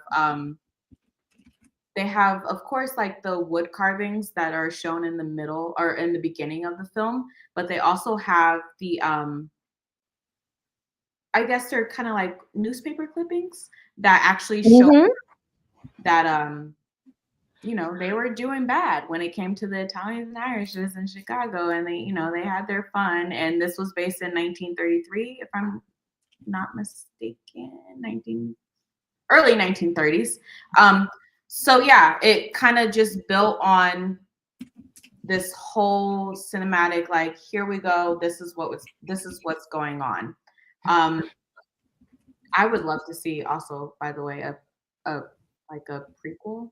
I don't need to see a Sinners too, but I would love to see what's going on with everybody else before we got to here. But yeah, I mean, from the song they were singing to get in to like, it was it all matched. It all was very, very cool to the point. Also, I won't say it was like he was baptizing Preacher Boy, but it kind of got to that. He kind of was. Not to be offensive, but it got to that point where he was also reciting scripture, and it just, this is what I'm talking about. This is where I'm like, yeah, we actually need to go here. We need to push these buttons. This is what's needed in order to open everybody's minds, open everybody's visual, their perspective, their point of view. It's super cool. But yeah, them, of course, going with the original, do you eat garlic or do you not? And can I come in or can I not? Was what I needed in order for it to be a vampire film, per se. So the fact that they abide to those rules in our supernatural, whatever you want to call it, was very, very exciting. And then for them to not also look like your original vampire, and you know, it, I liked it. I that's all I have. Yeah, it was very, very cool. I really appreciated it. It definitely played into don't invite everybody to the cookout. Exactly. Exactly. And I love how they all kind of stood at the door while they was trying to get in. They was just kind of like standing there, look at them like, why are y'all here? Why do you want to come in here so bad? And What it resonates like now. It's like we never get our own spaces. Like they always want to infiltrate and they be so mad. And then they be trying to use reverse racism like, why can't we? Or how would you feel if y'all shut us out our whole? We're shut out of all of y'all spaces, but we get a little piece of something you want to. They already said they have their own little clubs and bars and pubs and things like that. Y'all could have went to any one of those, but you showed up here and you want to come into our space. and you want a piece of the pie. No, get out. Sorry. Completely. Mark, how did you feel about the vampires and their design? I felt that they were, they didn't, because I know a lot of people when the first trailer hit, when the first teaser hit, they were like, I didn't see no vampires. I need to know what the vampires look like. I'm like, man, fuck all of that. This is a movie that, I was like, you gotta have something. You gotta hold back something. You don't have to have everything up front. You need to come into the theater and just see for yourself what these vampires are giving. And so when they did release the official trailer, I kind of felt some type of way because I'm like, okay, you're giving out too much. But they still look scary because I know one person gave a half a star. No, they gave a 4.5 star review and they said they didn't like the vampire design. That's why they gave it a half a star. I'm like, we had to argue for a minute on that because the vampires did what they had to do. Mm-hmm. They fucked shit up. They got the plot moving. They didn't have to do all this extra stuff, like kind of like in, like, let's say for Evil Dead Rise. I don't know if y'all seen it yet.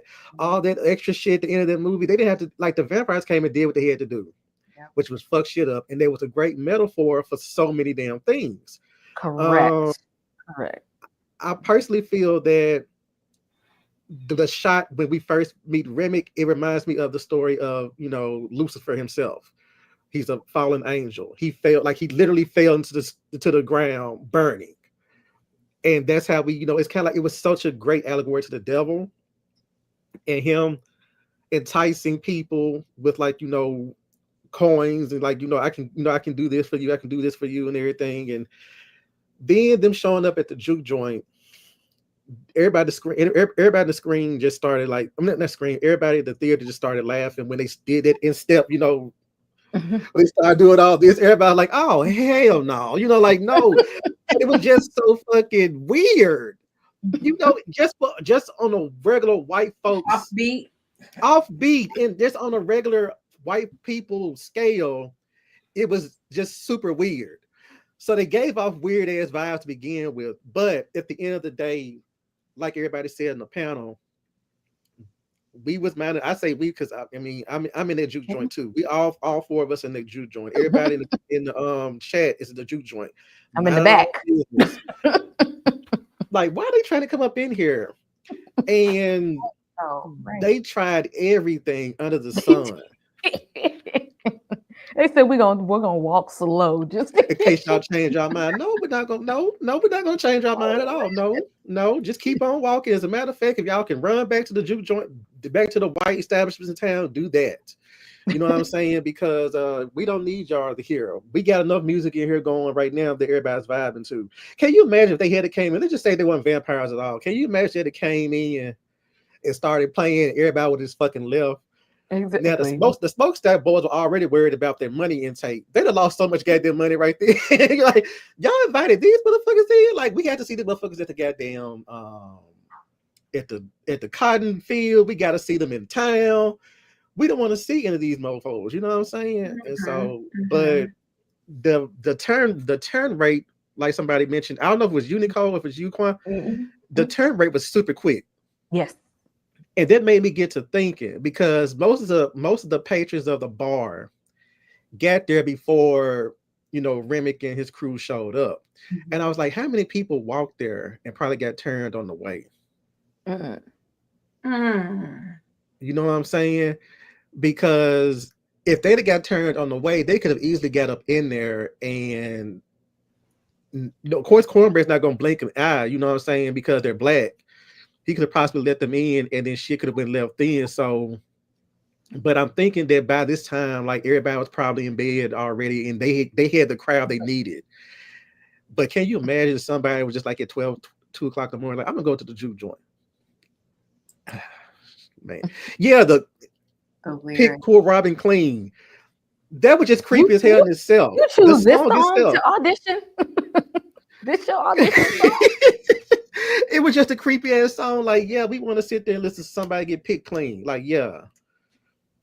No, but they did what they had to do. And the one thing I want to ask y'all is, did y'all notice that Remick was the only one with the red eyes and everybody else had silver? See, this shit like that I wanted to know more about. Like, why you get the red eyes and everybody else gets silver? Like, what's behind it? I think that he was the leader. He was the what? The leader. But okay, yeah, but it's like, I don't know. I'll bring it back up in a minute. I think. Well, I was wondering if it has something to do with like him losing more of his humanity, like him going after people for more nefarious. Because when we see Stack at the end, his eyes are like blue, and I thought blue could also represent, of course, smoke, and him kind of like internalizing his brother, but also, we don't know what's been going on with him and Mary in the years since. But I was thinking maybe, especially with them being able to just kind of mosey on up to Sammy and not threaten him, just say, hey, here's the offer on the table if you want it. It was like them holding on a little bit more to their humanity. Maybe they had managed to find a way to retain more of themselves. And I think it has to do with Annie. I think whatever Annie worked, the route she worked on Smoke would have also worked on Stack because they share the same bloodline. So I'm wondering if that grounded him a little bit more, tethered him a little bit more. I also want to. Well, no, that's a great theory, because I also want to throw in the disconnect when with the guitar. If you get what I'm trying to say without saying it, I feel like the guitar disconnected everybody. But I say that for later on. That's good, because we definitely gonna talk about that part. It turns into a survive the night movie, which I freaking love. And I forgot to put one on here, which is The Lost Boys. Because this movie added, once we got to that phase, I'm like, all the movies hit me. From Dusk Till Dawn hit me. Salem's Lot hit me. With the, everybody and stuff turning. And then, the Faculty hit me, the scene where they all took turns taking the garlic, like when Zeke made everybody do a little, do a little bump. And then I thought about The Lost Boys, when it was just like they were going through all the rules of being a vampire. Nicole, I'm gonna start with you. What other survive the night movies did this put you in the mind of that you feel like we got some lore from? So actually, I have to bring this up, and everybody, if you're not feeling it, please tell me. And these, I don't know what would make them survive the night per se, but I saw two different types of influences, not knowing if they were on purpose or not. The Shining is not survive the night. It's not necessarily.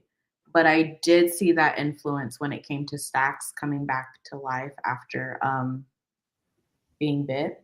That angle from below when he's like at the door and he's like, like really trying to get out. That was definitely, I saw something there. And then obviously John Carpenter's The Thing, when they were eating the garlic in a circle, it just kind of gave me like the blood test vibe from The Thing, as to like, who is it pointing? like the Yep. whole who it's you. So like I said, I'm not too sure if that's necessarily survived the night, but those were the two that definitely clicked for me when I was watching it. I was like, yeah, I see the influence, even if it wasn't on purpose. So Demon Night is a good one. And I know that one's definitely a survive the night movie. See who can make it till the morning, and let's throw all of our survival skills because everybody ain't gonna make it. Definitely. Thank you.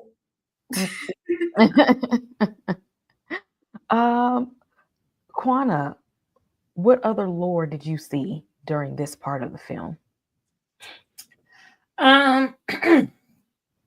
Sorry.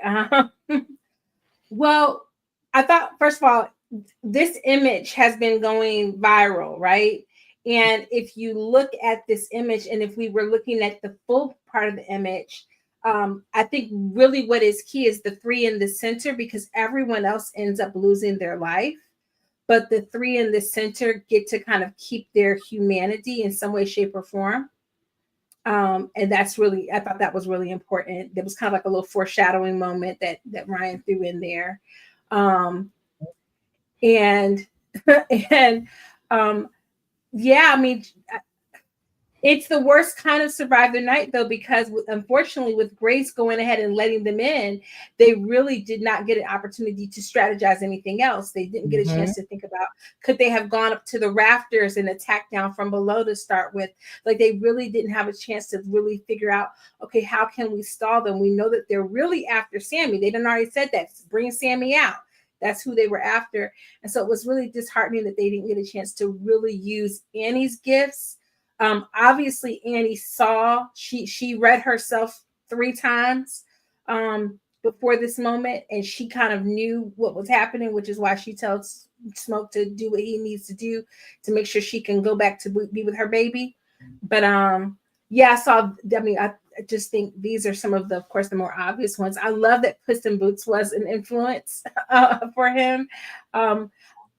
It doesn't connect to this moment so much to survive the night, but so I guess I'll bring it up later. But I did see an influence with like the color purple in the film, just in general. But yeah, the Faculty was for a long time like one of my favorite horror movies, and Me so too. I think it speaks to the generation that Ryan is a part of, that he drew from these influences. And speaking of Annie, I want to point out, did y'all notice that the vampires got mad when Smoke killed her? Because think about it, Annie also had a gift of doing root work. And just as much as they wanted Sammy, they knew she was gifted too, and they wanted her to turn as well. So they were kind of like pissed that Smoke took her, and while she was still in her human form, before she could cross over to the other side. And that's the thing, she knew that. She knew she had a gift. She knew they would want that. And that's why she said, I need to keep my humanity and to keep my ability to have that line to my ancestors. Because if she would have turned, she would have lost that line to her ancestors. She wouldn't have been able to cross over to be with her baby. And that's another reason why the vampires wanted Sammy's gift, because they wanted a line to their ancestors as well. Ryan, this is brilliant. Mark, what other monster lore did you see in this part of the movie? Well, everybody's named most of them. I know Demon Night was the one that I get when I say siege movies. Those are movies like where you try to make sure you just like Night of the Living Dead, replace zombies with vampires because you're trying to keep you're trying to maintain order and make sure they don't get in. Then you got what's the name of the movie that John Carpenter did? Assault on Precinct 13. And then all those movies that are like siege movies, they don't have to include vampires. It's just the fact that you just have to survive the night and make it out to dawn. You know what I'm saying? And a lot of people, I don't know if y'all been aware of the discourse going on in the horror community that was started, I want to say late Sunday evening, by somebody trying to say that Ryan stole from Dusk to Dawn. Y'all ain't heard I it. saw, I heard it, but the thing is, Ryan Coogler gave his flowers to He gave all his of the flowers. Yeah, exactly. But it's people just just want to have the rage bait. and Yeah. my issue because I always tell because I know somebody came to me because they saw it early, they saw Sinners earlier than everybody, and they was like, it's pretty much like a Black from Dusk to Dawn. And I knew then, even not having seen one frame of the movie outside of trailers myself, that was a very cheap way of promoting this movie. Because it is, It's so even much though more. it's so So much much more. more, and for you to like cheapen it like that, it's very disrespectful. But it still has elements of that because it's from Dusk to Dawn. It's still a siege movie. You know, you got to make it to dawn. Other than that, I can't think of anything else. Lovecraft. I mean, there was, I think, a lot Oh of Lovecraft yeah, influence. You oh Hmm. know, yeah, I'm pretty sure that that was not why they tapped certain people. You know. Yes, yeah. absolutely. This Lovecraft in itself was that's a masterpiece in itself. yeah, this was definitely like for those who was like one of their second season of Lovecraft Country and Mhm. whatnot. Because Ryan could have said this in 1970s, 80s, anything like that, but he purposely said it back then to get that feel of that danger Mhm. of twice over when you think about it. But also I just wanted to bring up a point about Annie and the reason why everybody was pissed off that she died. Smoke knew what he was doing. Not Smoke, excuse me. Stack knew what he was doing. Stack said, if I get Annie turned, Mhm. Smoke gonna have to come over. Hmm. He knew that. Clock it. You're right. Clock And it. that's why Annie was like, Clock it. oh God, not you. You know what I'm saying? Because and when that's why Mary was like, oh, we finna get this family together. And then when Smoke sat there and said, nope, cloak, it was like, okay, all their plans are ruined now.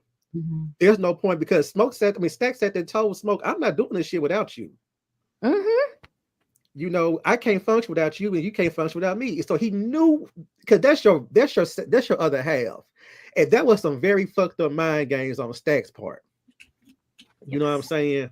Yeah. And so, yeah. So, but that tore me apart because she had to sit there and see the man who shared the face of the man that she loved be the one to take her out. And she already knew that she wasn't going to make it either way. When she was sitting there doing those throwing that stuff on the table, she kept like, damn, like she kept doing it again, again, again.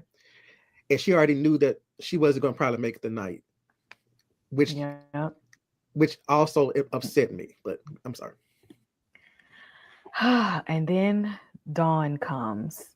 Um, and we only have Smoke and Sammy left. Sammy pulled out his old guitar, which saved him. That guitar his dad tried to tell him to get rid of was the thing that saved him at the end. Because Remick was dead set on, you're gonna be one of us and we're gonna get your gift. And thank God Smoke made it and staked him right on time. I loved seeing all the vampires burn in the sunlight. That did so much for me as a horror person. I love to see it.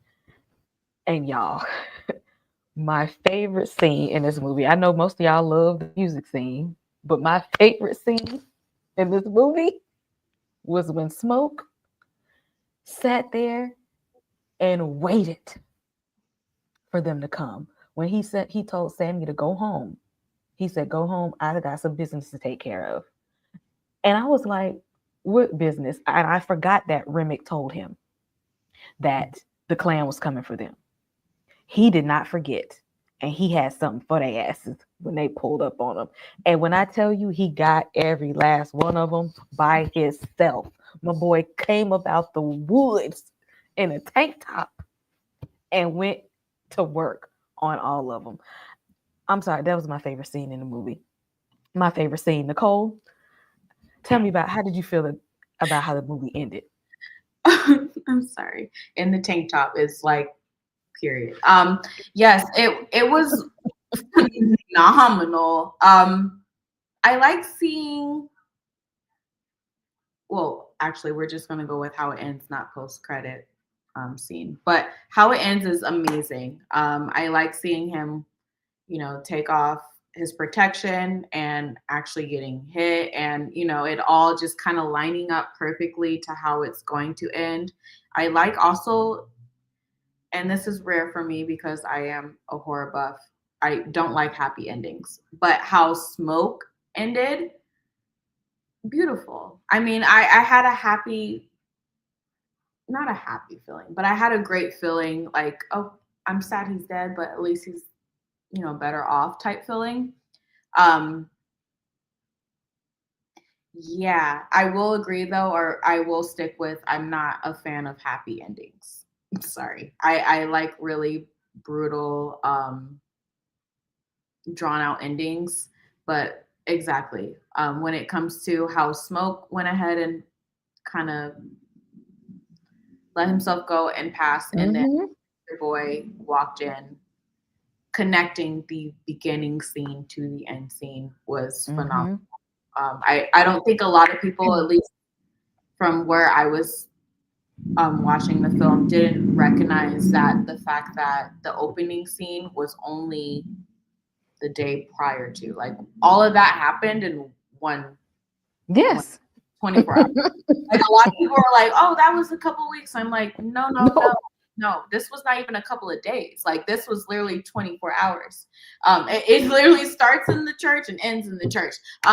So that was beautiful. I love seeing that full circle moment. But no, I'm not a fan of the happy ending. I will be very honest when it comes to that. Sorry. I mean, was it too happy because Smoke did die? I mean, it was like it's happy because he met up with his family in the ancestral plane, but he still didn't make it, you know. He still didn't live, right? So I mean, I could just, but yeah, I rather the more dreadful the better. But yes, I thought it was awesome. I did. Sorry. Mark, how did you feel about the end before the end credits kicked in? How did you feel about the end? I can respect that, Nicole, because I have a friend that I'm talking to that I am. We argue about that all the time. He always tells me, like, why the fuck do you like the happy endings for horror movies? I said, I don't like happy endings all the time. I'm not saying that it has to, every horror movie has to have a happy ending. Okay. It's just that sometimes when I fall in love with certain characters in the horror film and there's something and they go through this hellish night and then they get knocked out. Like, for instance, Night of the Living Dead, not a happy ending, but it was needed. I mean, it was like, you know, it kind of was like this, you know, linchpin, like no matter what, you know. I agree on that one. Yeah. Right. So yeah. For this movie though, I'm not gonna lie. After seeing the trailer, I only saw the trailer, the teaser, and the official trailer. When this movie opened up with Sammy pulling up to the damn church and it was just him, I was like, oh my God, all of them died and he was the only one who got out. Because I was like, oh shit, because you know, and then he kind of flashed back to everything. But then you see Smoke sit there and save Sammy. I was like, okay, cool. You know what I'm saying? Like, okay, they made it. So I'm like, so what's gonna happen to Smoke? And then he does, because they kept reiterating throughout the entire movie that Smoke is a soldier. Now both of them are soldiers, but he kept telling everybody, I'm a soldier. You know what I'm saying? And even the part when after the Remnick and his they told him to go away, they mentioned that damn the trunk. Yeah. And they were like, oh shit, we forgot the trunk. It's in the car. And I was like, if they had that damn thing inside the fucking bar when they came in, they probably had a better chance, but not really. But gave him a little time. Give me like 30-second head start. Yeah, but I like the fact that, you know, how everything went down. You know, Delta Slim sacrificed himself for, you know, Sammy. We did not talk about my girl Pearline not once this entire damn thing. Not once. I meant to talk about it when we talked about Sammy. Pearline. In the beginning. But yeah, let's take a second for Pearline. Because see, this is not a movie called Sinners. Because where your husband at, girl? This is why you ain't make it to the daylight. You out here messing with this young boy, and look what happened to you. Y'all, I'm not trying to be just extra here, but I'm gay as hell. But when I saw Pearline I love it. I was like, oh my, I said, yeah, he needs to hook up with her like immediately. Great. Yeah. Immediately. I fell in love with Jamie Go for Lawson from that point on. You know what I'm saying? And then after the Budden situation, she got up there on that stage with a whole new soul in her system. She sat there and tore that goddamn stage up. They said she tapped into her personal Sasha Fierce. Thank you. Thank you. Thank you. And then it's just like she, even though like this, she got a husband at home. It's just like the smallest things, and I'm gonna leave this alone. Like when the gunshots went out, they shot the fuck when Smoke shot the fuck out of Mary. And they were like, yo, can we turn the music back on? She said, fuck the music. Where is Sammy? You know what I'm saying? She was like, no, where is my man there? She, what husband? What husband? What husband? Because she could have left and went home where everybody else got turned, but she still stayed there. He wasn't a gracious man. He wasn't gracious. Yeah. Hey, Kate, look, I said the same thing. I said, she at this damn train station, and I didn't get mad at her. You know, because her husband probably was no goddamn good. And she said, if he gonna be out there in these streets, so am I. She walked her happy ass all the way up to the damn juke where she knew Sammy's gonna be playing. And she stayed into the damn bitter end. And I like the fact that and she was outside getting her groove on to the Irish music, even afterwards. I think she's doing the most. She sat there, she told Sammy to go. She said, Sammy, go. And that just let me know that even though she got bit, she could easily be like, you motherfucker, you the reason. She was like, no, go. Leave me alone. Go. And I was like, damn. And he even named his had her open.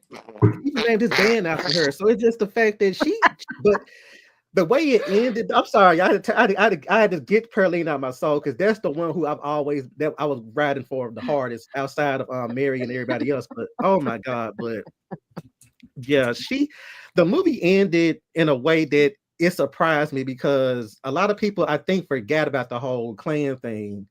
So he took every last one of them out, and when he took the damn mojo bag off, I clutched my chest because I said he gone. Yeah. Because that mojo bag was the only reason Stack couldn't bite him throughout the entire fight. If you notice that the scene kept going, when he tried to bite him, I like that mojo bag working. It's working. And so when he sat there and pulled out that trunk and he was like, he pulled that damn thing off, I said, oh, fuck, he finna go. But he took all of them out and it took only one bullet to take him out. He didn't have to go out like boom, boom, boom, boom, boom, boom, boom. He just got one gunshot. And that's what took him out. And when he sat there and asked for the cigarette and then he started smoking, he failed. I'm like, shit. But and then they had to notice how he was shaking his hands trying to roll it because that's what Stack did. That was Stack rolled it for him. Yeah, Stack was the one who rolled it for him. That's why he had to ask the clan man to give him the smokes. Exactly. And his brother won't be able to roll his cigarette no more. Wasn't no point in him staying if nobody can't roll no bud for him. But did you notice that also after Stack died, he started getting the shakes, like he couldn't function. Like every time throughout the entire move up to that point, he was like, there was no composed. He wasn't shooken. He was composed. But when Stack died, I said, damn, that's some good acting right there, y'all. That is some damn good acting. And I was gonna leave with this. When Sammy took the guitar and hit Remick in the head with it. Now I told y'all earlier it was a connection. There was a disconnect from the main vampire and the rest of them. But also when he said the Lord, we started saying their little prayer, and it didn't help, but the guitar did. And then he goes to the church, and his fathers keep asking him, "Drop the guitar, Sammy. Drop the guitar." I don't mean no harm. This is why a lot of people are saying the movie was. There's been a lot of black folks and some folks saying that the movie was demonizing Christianity and stuff like that. With that, but I was like, no. I don't want to offend anybody by saying this. I feel like that guitar and the blues is what saved him. It did. That was his gift. That was his gift. So that's why he drove off into the sunset with the guitar. Especially after finding out the fact that that's a fucking family heirloom. When you think about it. Right. So you know. Definitely a good point to bring up. Juana, how did you feel about how the movie ended before the end credits? I thought it was the best ending we could have if we weren't going to have, with the narrative that we got, right? With the narrative, knowing like how with the characters who it was really important for us to see them have their autonomy and be able to decide what was going to happen to their spirit in the hereafter. I really liked that with Annie. You know, she was very adamant that her baby is not here, her baby is gone, and so she don't want to be stuck here, so let me go with my baby. And he made the decision because he could have gone with his brother, he could have stayed with his brother, and he made the decision like, my brother will be all right. And he, if you think about the narrative, that Smoke had literally, he killed his father to protect his brother. So he had spent his whole life protecting his brother. Well, now his brother is a powerful vampire. He doesn't need his protection anymore. At that point, on one level, he's dead to him already. On the other hand, he's more powerful than he ever was. Right. So he wasn't necessary. So it's like he could lay down that burden and go be with his wife and his baby. So I thought that was beautiful. I am what you call it in a lot of horror movies. I don't need that. I needed that here just because of what that couple represented for me. We don't see couples like them so and often at all. It, like, no matter what genre it is. Like, I've been lamenting that we don't have good love stories anymore. Like the ones that we go back to, if we start examining the ones from the 90s too hard, we could see how toxic they were and how negative they were. And so there was just nothing but beauty that we had between Smoke and Annie for the 2 hours we had them on the screen. So I loved that. I loved what, Sammy going back and what that means. And I don't want to say too much since we're not talking about the very end yet. I don't want to say what I think everything means altogether. I like that he got go ahead. Let's roll into it. Well, I like his Rambo moment. I like that he got to have his Rambo moment and take out the clan. But for me, what it really represented, with the guitar, especially with us finding out that the guitar really did belong to Smoke and Stack's dad. And I think we can really examine the layers of it and really beyond just Sammy's father being a preacher and what blues versus Christianity implications might mean. He obviously knew that was his brother's guitar. And he also knew the kind of man that his brother was, that he was an evil man. When I think it was when Stack was asking Sammy about like how he was being treated, like he was investigating, making sure that his dad wasn't treating him like how their dad treated them. And he was like, no, he's like, he couldn't say that. He was like, he couldn't say that he was abusive in any way, right? And so he was checking to make sure his little cousin was okay. And he even mentioned, he said, yeah, he was always good to us. He kind of said that in there. And so I think there was a part of it that he knew that was his brother guitar. He knew his brother was evil. I don't want my son to have no part of that. But at the end of the day, it is still a part of their legacy. And so often, especially in the Black community, we don't share our trauma within our family. Like even within our family, we don't talk about the things that happen.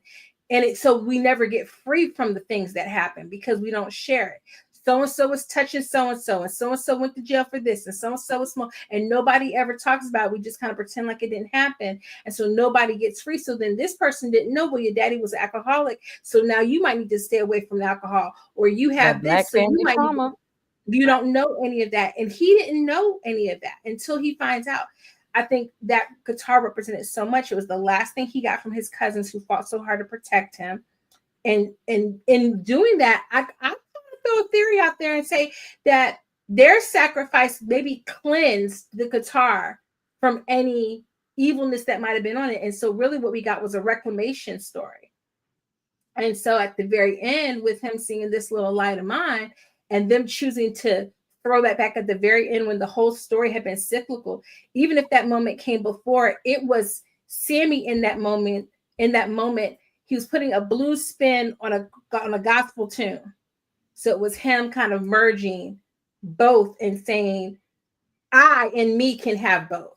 I can claim all facets of myself. That's what I got from it. And I walked out, I was like, all right, yeah, this is what it's about. It's about you don't throw away any of your heritage. You synthesize it and figure out what it means for you. Girl, I had to jump in and say, you did that. You Good. broke That was it really down. Oh my God. I'm over here with in chills because oh my God. I hope you if you write a paper about that, let me know so I can sit there and I promote the most hell out of it. definitely. Shit. Oh my God. that was deep. You know what? And it took me a minute. I had to sit with that very, very last after credit. For those of you who don't know, there are two after credits in this movie. Okay, there's two of them. The first after credit we see adult Sammy and Stack uh, and Mary. You know, we're in the like early '90s. I said, "Damn, Michael B. Jordan is fine in every generation," but and now I want me a little. I was just like, where can I get me a set of rings that say Stack on it? I don't have anywhere to wear them, but I'm gonna put them on. And they were coming because they sense that Sammy is coming to his last of his end of days, and it's just like, hey, if you want to come and be with us, let me know. But Sammy was just like, no, I'm good. Like I lived a full life. I think us seeing the scene at the very, very end where Sammy is singing This Little Light of Mine. And it took me a minute because that was the start of his day before the twins rolled in. He started the day off singing in the church, This Little Light of Mine. And if you pay attention, he looked over to the side and he looked up. I think that is when he realized that he could summon up his ancestors because he wasn't in there playing by himself. And I know that wasn't his dad that walked in. He looked up and he saw that and he knew that his music was special at that point. And I think that's why not just that his dad's warning hit him, but by the end of the movie, like it really, really hit him. Like he knew that that was powerful. That's why when Stack came back to see him at the end, he had that guitar locked away because he knew how powerful it was in the end. Nicole?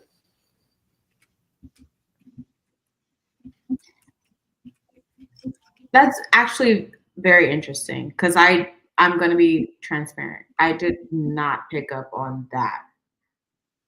I picked up on the post credit or the mid post credit scene, of course, but the after all the credits, that last scene where he's playing the guitar and singing, I did not catch his point of view of looking up and out or up and I didn't catch that at all. So I commend you because I honestly was like, oh, this is great.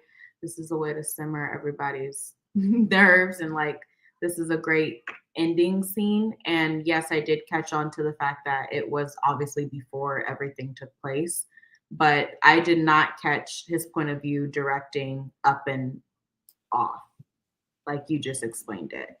So yeah, I now obviously I'm going in for the second, third, and fourth time. So I will I'll definitely take note of that. But no, I have to be transparent. That post credit scene, I did not catch his point of view reflecting or trailer. I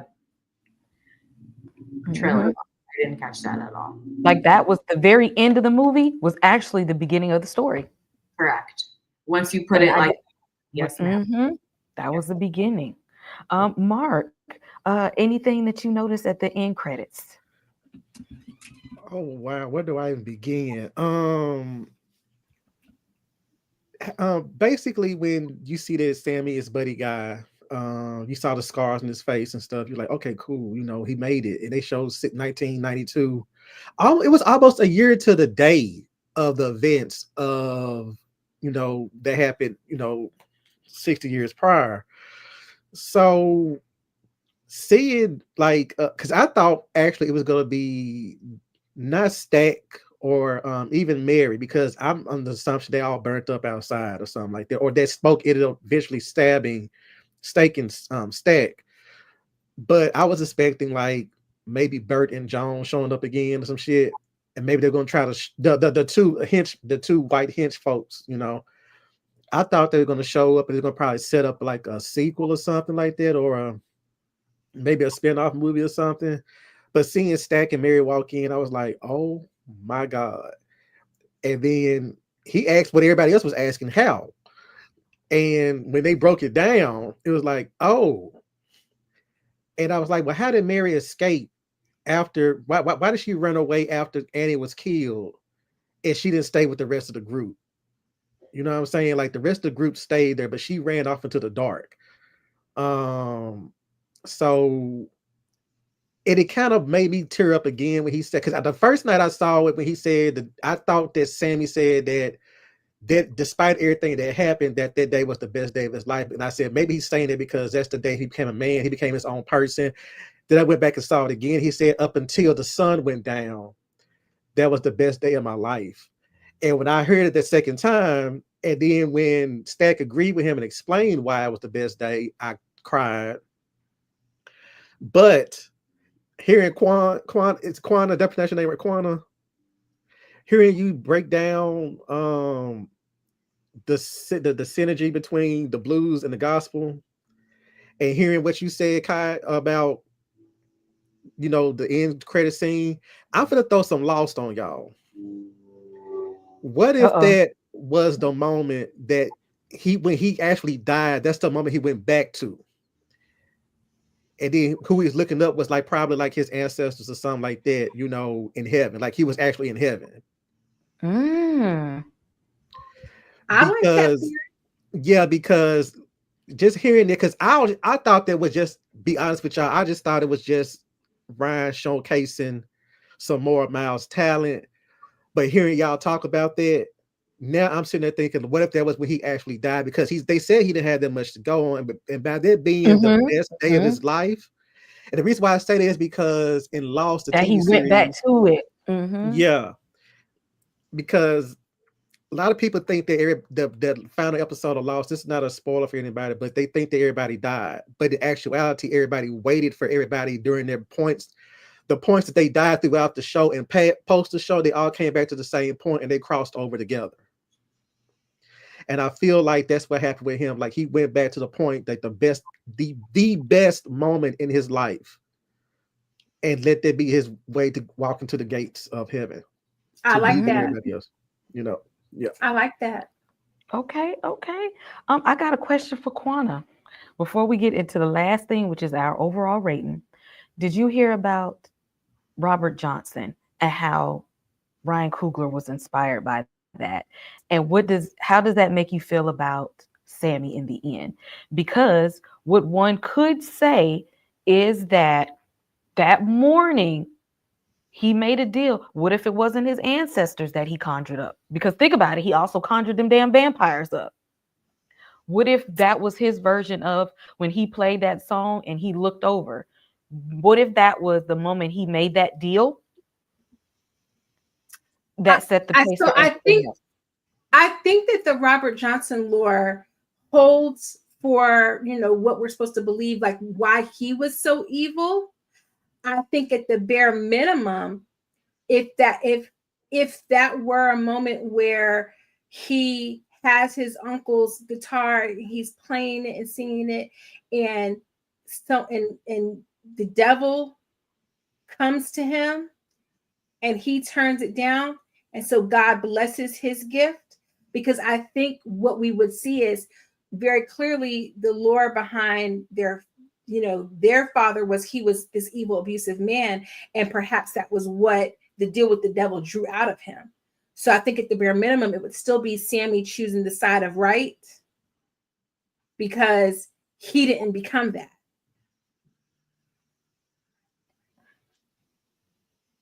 And I forgot to mention, I forgot to circle back to The Color Purple. I did put it in the comments that I just can't help but notice the connection to The Color Purple in the part where Suge at the end is singing in the juke joint right before she hears down at her daddy's church them singing God is trying to tell you something, and she takes the whole congregation down and then see, Daddy, sinners have soul too, and they embrace. I Yes, think that this was kind of that that line. moment, and just the idea of sinners, that I think that that might, I don't know that that was the definitive inspiration, but as soon as I saw that scene, that is what came to my mind was, see daddy, sinners got soul too. And that was, I think that's the thesis. I mean, if nothing else, even if that wasn't meant to be definitively the inspiration, I think that is the thesis of this at the end of the day, is that they were all sinners, but sinners have soul, and they have to decide what's going to happen with them. Are they, where are they rooted in? And it has to be a decision every person makes individually. Yes, I definitely agree. And you brought up a good point because not everybody makes that connection with this movie and the color purple, but the juke joint and the singing and the period piece. I got all of that from it. Mm-hmm. Before we get up out of here, y'all, our final rating based on, and I want everyone down in the comment section, y'all let us know what you got. So we're going to talk about based on what you think about the direction, the cinematography, the score, soundtrack, the storyline, the acting, even the gore and the kill count. Because as a horror person, I gotta track the kill count. And yes, I love it when everybody don't make it. Okay, I need to see a very small amount of people survive to the end. Drop down in the comment section how many knives did y'all give that on a scale of 1 to 5. On a scale of 1 to 5, how many knives are we giving it? I'm gonna start with you, Quana. How many knives we got? Oh, I'm giving it 5. I'm giving it 5. I'm giving it 5. I mean, because definitely direction, cinematography, outstanding. Female cinematographer, shout out to her. Score is stunning. Definitely think Ludwig is going to win another Oscar. Ryan should get his Oscar nomination. I'm gonna have some hands and some questions for the Academy if they don't do right by my guy. Acting, storyline was amazing. I mean, listen, people are going to be writing dissertations. You don't you can't do that. Every movie is not art. This was art. Mhm. I will be writing a paper when I get into school. My kids are going to hate to see me for the next week and a half. I'm going to be going in on them. So yeah, this was 5. And everybody died just about. Yeah, that's what I need. I needed that part. I said that's what bring it home for me. I need to see the blood and the gore and the kill count. Mark, how many knives we got? 5. I mean, why? I mean, there's all 5. If I could give infinite knives, they would get all of that. Um, Ryan Coogler, and I'm gonna say this because a lot of people might sit there, hold up now, and I don't care. Ryan Coogler is the griot of black cinema at the moment. Because he has dabbed into every genre, drama, um, biopic, science fiction, aka superhero slash Afrofuturism, and horror. And he's always made us look so great, and just he touches on so much stuff. And when it comes down to like the everybody kept asking me, and I said this in my episode today, how scary is it? Because a lot of people say we know, especially dealing with like religious themes and stuff like that. My it People look at how much gory, if it's too gory, they equal it to be as scary. I don't feel that way. To me, meeting all these wonderful cast and these wonderful people in the first 20 to 30 some odd minutes of the movie, and then realizing that something horrible is about to happen to them, that's the scary part for me. That's the fear. That's the scary part. And I feel like he did it so well. So 5 across the board. Absolutely. Nicole, how many knives we got? Um, yes, I'm giving all the knives all across the board. I will say cinematography, of course, the directing, but cinematography was beautiful. Like it was just visually stunning. I don't have anything else to say when it comes to lighting and camera angles and work. Score, like I said, music was forever going to be a theme and forever what I'm going to push when it comes to that. It just resonates deep into me. Acting, from breakout stars to experienced actors, amazing. I will say, and you guys can all just It's me. But the gore, it was great, but I needed more bodies. Sorry. But other than that, amazing. The gore alone, like I said, the special effects, all of the makeup, that was beautiful. I just wish I saw more dead bodies. Nicole, there was like 20 dead Klansmen at the end, friend. I mean, she said that don't count. They didn't get taken out by the vampires. That don't count. I need like a lot more bodies. But yes, I'm sorry. Everything else, whew, beautiful. I would not take away. I would not add anything to this film. Amazing. And that's exactly. This is a master class in absolute filmmaking. This is how you make a film.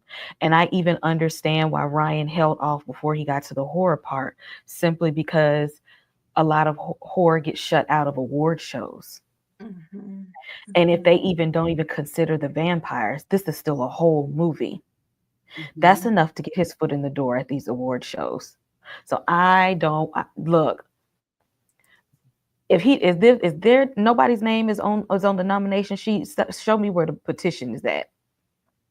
Because I argued for this movie. This movie needs all the things in it, and that's why I have to go and see it again, because I'm like, I didn't fully take it in. This is one you have to see in a theater. You need to get the full experience of this movie and take a friend with you. Experience it together. Get your popcorn, get your warm reclining seats, and get comfortable. This is an experience.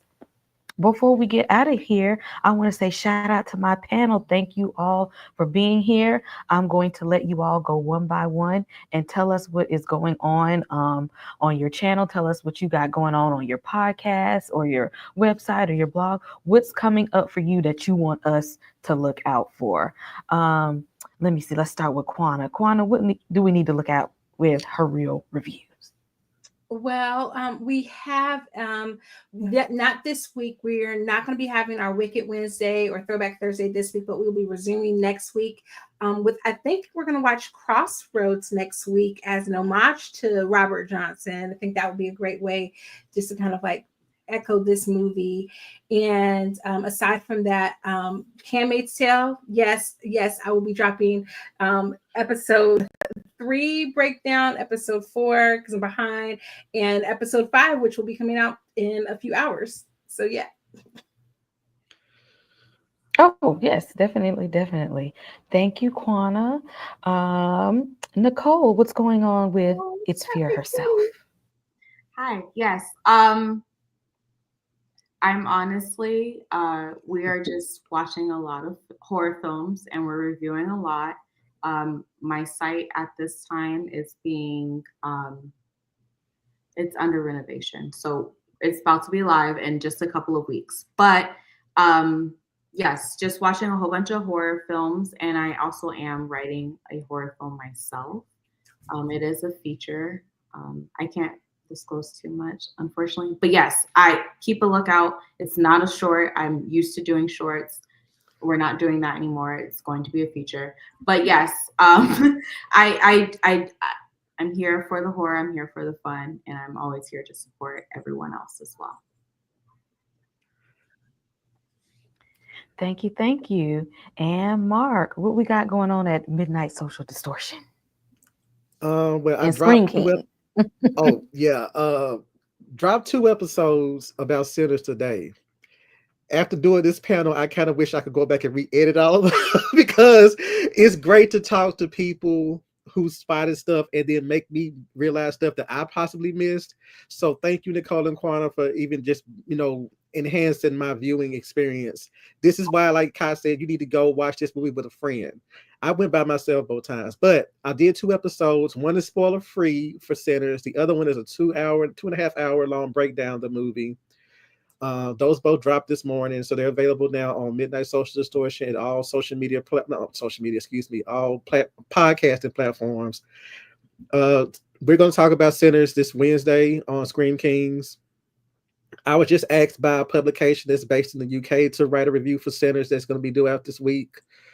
So I'm excited about that. And on top of all that, you can find me on, like all my socials and stuff, Marco Estes and all that good stuff. Except for Twitter, which is just the anti-critic, but Marco Estes on every other social thing, and Marco Estes MSD on Blue Sky. That's what I got going on right now. And I'm hoping to start like a countdown review of all the Final Destination movies leading up to Bloodlines in May. Okay. Wonderful. Make sure you all, and I will put everybody's links in the bios after this video so that if you see this video, you'll be able to click on everybody's channel and things like that to subscribe, see where to find everyone. You can also find my written reviews on my Slice of Horror blog. You can find written reviews from me from Cinema Craze website. I'm also covering Handmaid's Tale, The Last of Us, and Godfather of Harlem. So be on the lookout through all of those weekly reviews. Again, thank the panel for being here and discussing this movie. Y'all go see it. Take a friend with you. I am going back to see it again this weekend. It's just so much that I need to see again. I want this experience all over again. So if you all haven't seen it, please go see it. Go watch it again. Thanks for everybody. We had almost 30 people watching us live this evening. So thanks everybody for showing up and being here. And you know what? I would play my usual outro, but I'm gonna take y'all out with Michael B. Jordan in case y'all wouldn't hear earlier. Y'all see my usual outro like 3 days a week. We gonna end it off with Pushing My Blue Thing. I put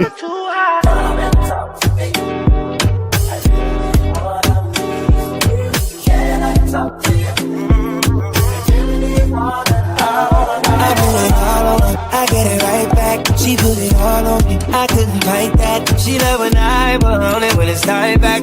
You know it's hard to get up out it, I get sidetracked. Shake something, left, right, control it. You know who to call if you're horny.